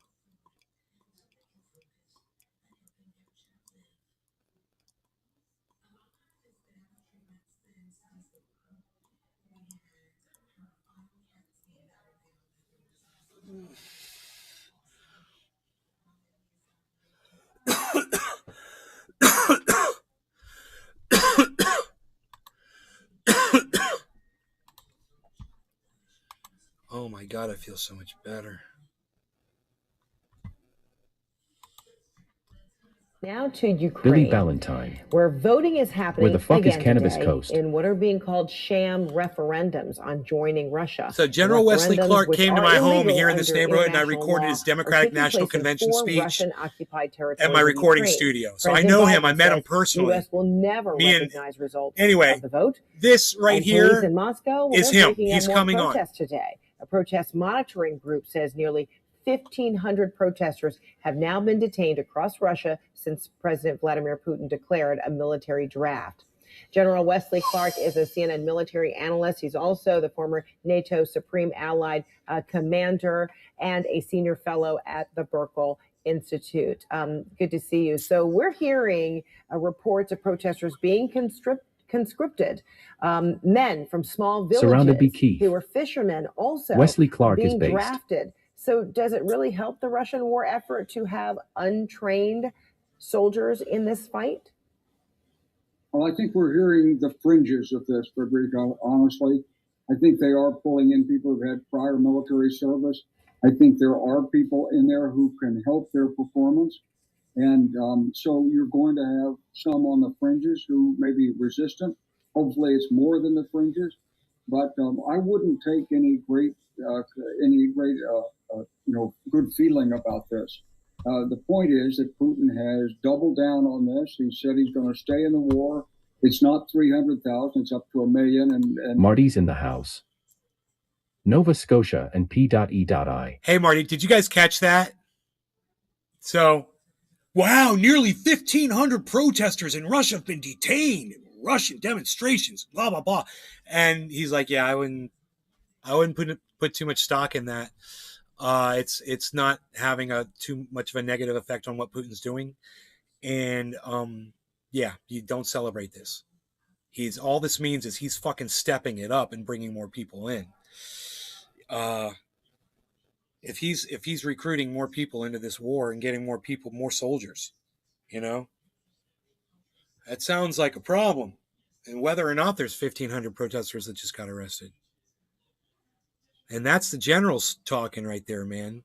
He was the NATO Allied Supreme Commander. What? 300K up to 1 They mil. got that shit. He was that. I met that guy. One of the most powerful generals in the world. To command the most amount of people underneath his orders. He held that position. It'd be Kiev. And they have 20 plus million reserves. I recorded a track for him.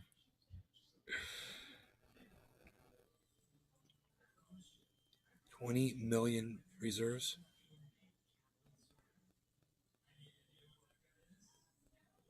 Dominic Leo. Nay, how you feeling better? Dominic, thank you for asking. I'm feeling 100% better. I feel like I'm back, so I know I need to rest. I need to just take it easy. Because when you're feeling like this and you go out and you go exert yourself and then you end up getting sick again. So I just got to take it easy. Take it easy.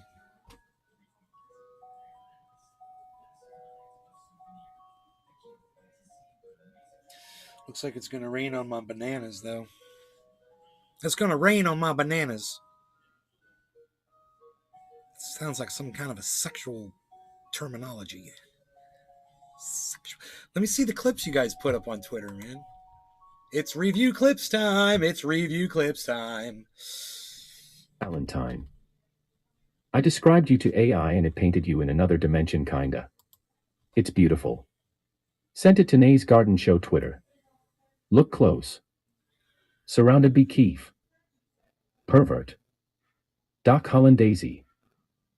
3-hour show up, yo. Pervert. Doc Hollandaisy. Sexual. Yo. It's going to rain on my bananas. Docky, the missteps. What's the true definition? Negative terminology. Headline, cannabis. Nay's garden is on fire. Words matter. Stop. Rocks. Adam. Brown. Cannabis. I made a clip Kind that didn't of have funny. audio for some reason.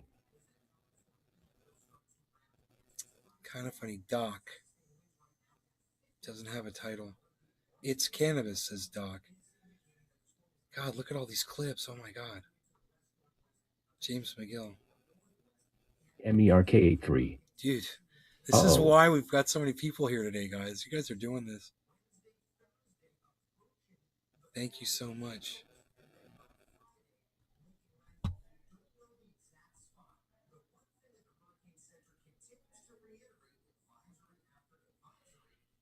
What is this?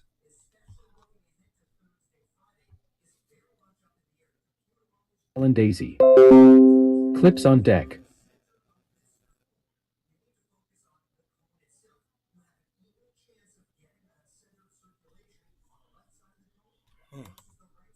What the hell?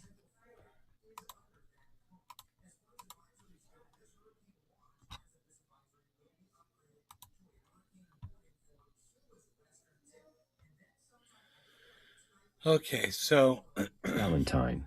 The first clip Dicks on sticks. was right here. All right, let me tell you. Marijuana. These are short. Okay, here, let's do this. Dominic Leo. Dummy dum dum.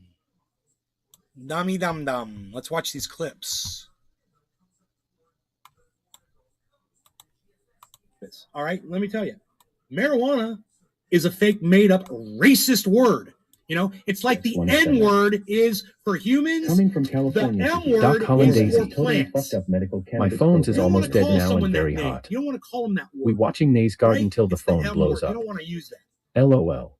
Makes me sick.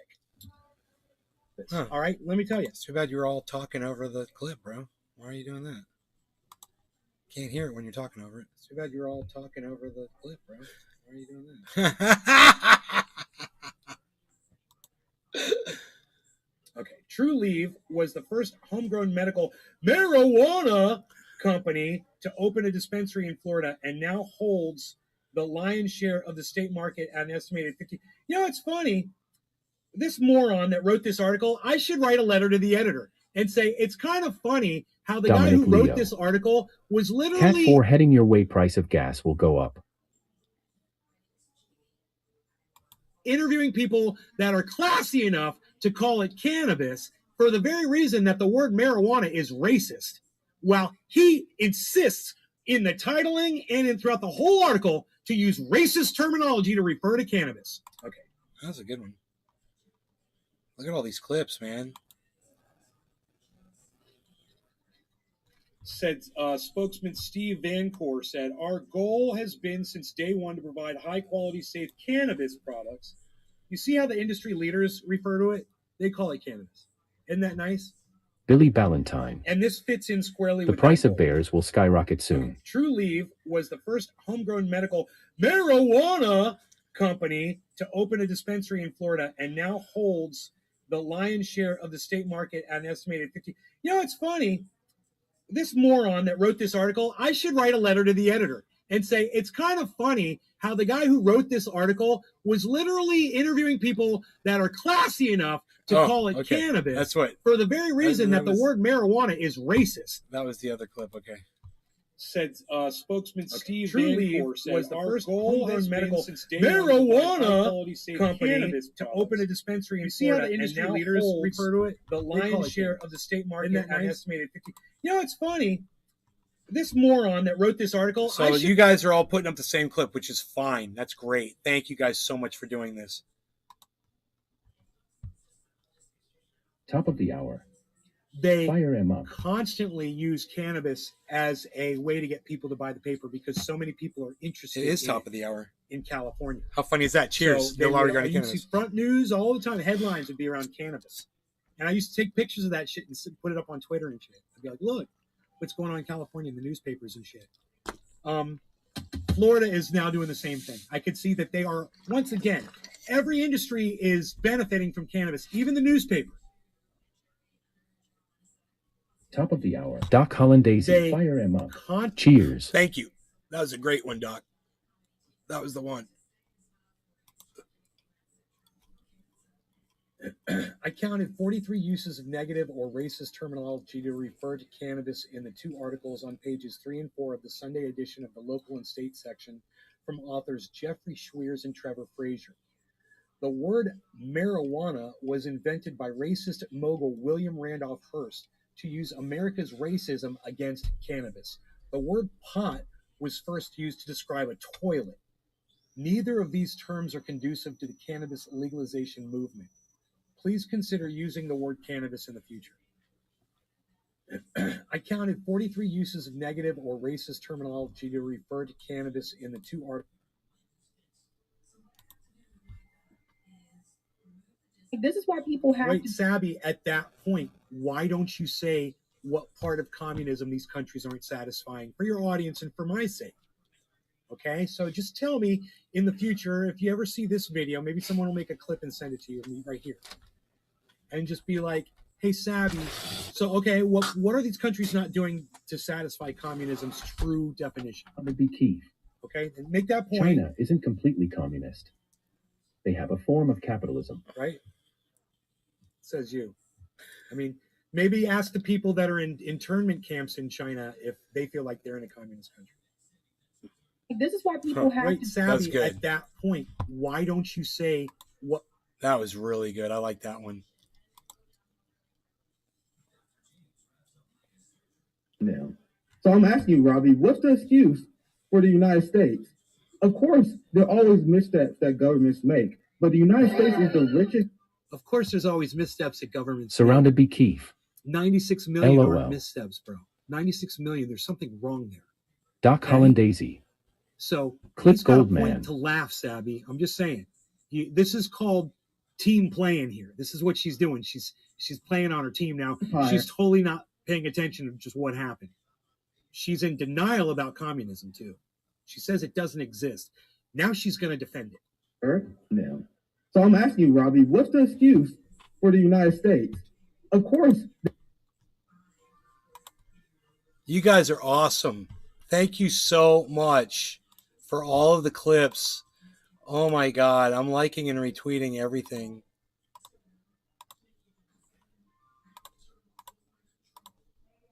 I hope you guys will get in there and like and retweet these too.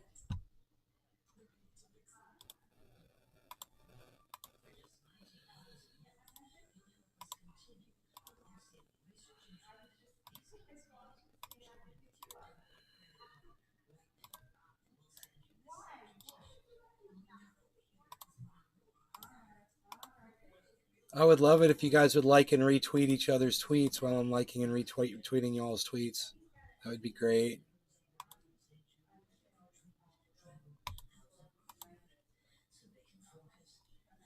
Valentine.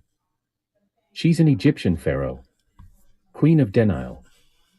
Doc Holland Daisy. The clip review was awesome, man. Thanks.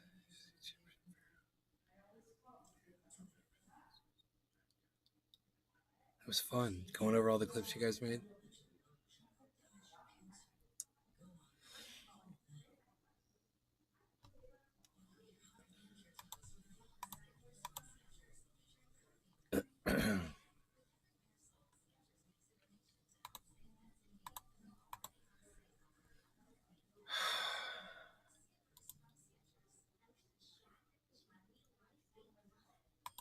You can.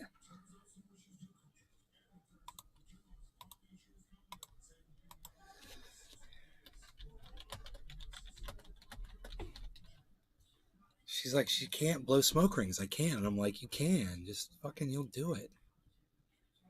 Deported slave says, I don't understand the question.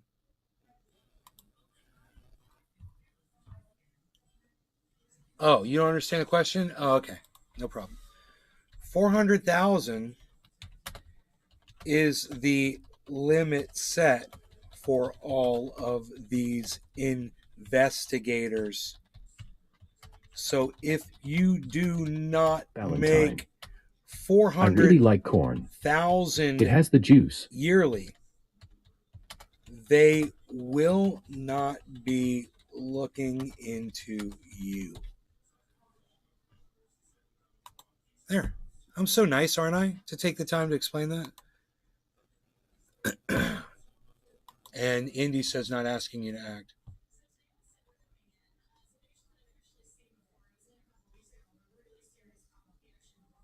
Cool. Then I won't. Good. Thanks for taking the load off my shoulders, bro. You know, because when it was happening to me and I was getting silenced, I wanted everybody to do something for me. But since you don't need any help or whatever, cool, bro. Cool. Best of luck to you. All right. Well, man, I want to keep going, and I feel like I could. Yep. But I really need to get off the show, man. Spend some time with my mom. I don't even know if she's here. She might not even be in the house. Let me go see if my mom's here. Give me a second.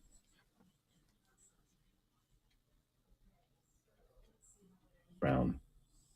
Hashtag keep it open.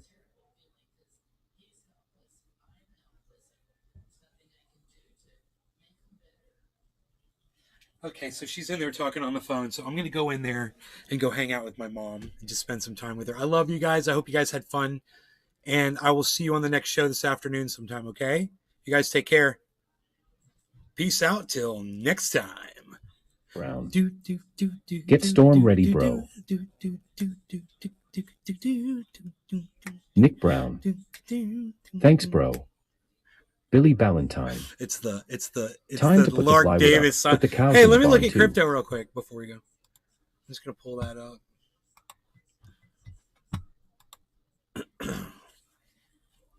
$18.9, dude. I did good. I got it $18.4. I got in at $18.4. I got in at $18.4. I got in at $18.4. And the 24-hour low is $18.8. Hashtag I do have stuff I need to attend to. Do you guys think crypto's going to go back up? Or do you think it's just going to keep slowly dropping? See y'all later. Oh, you don't want to talk? Okay, fine.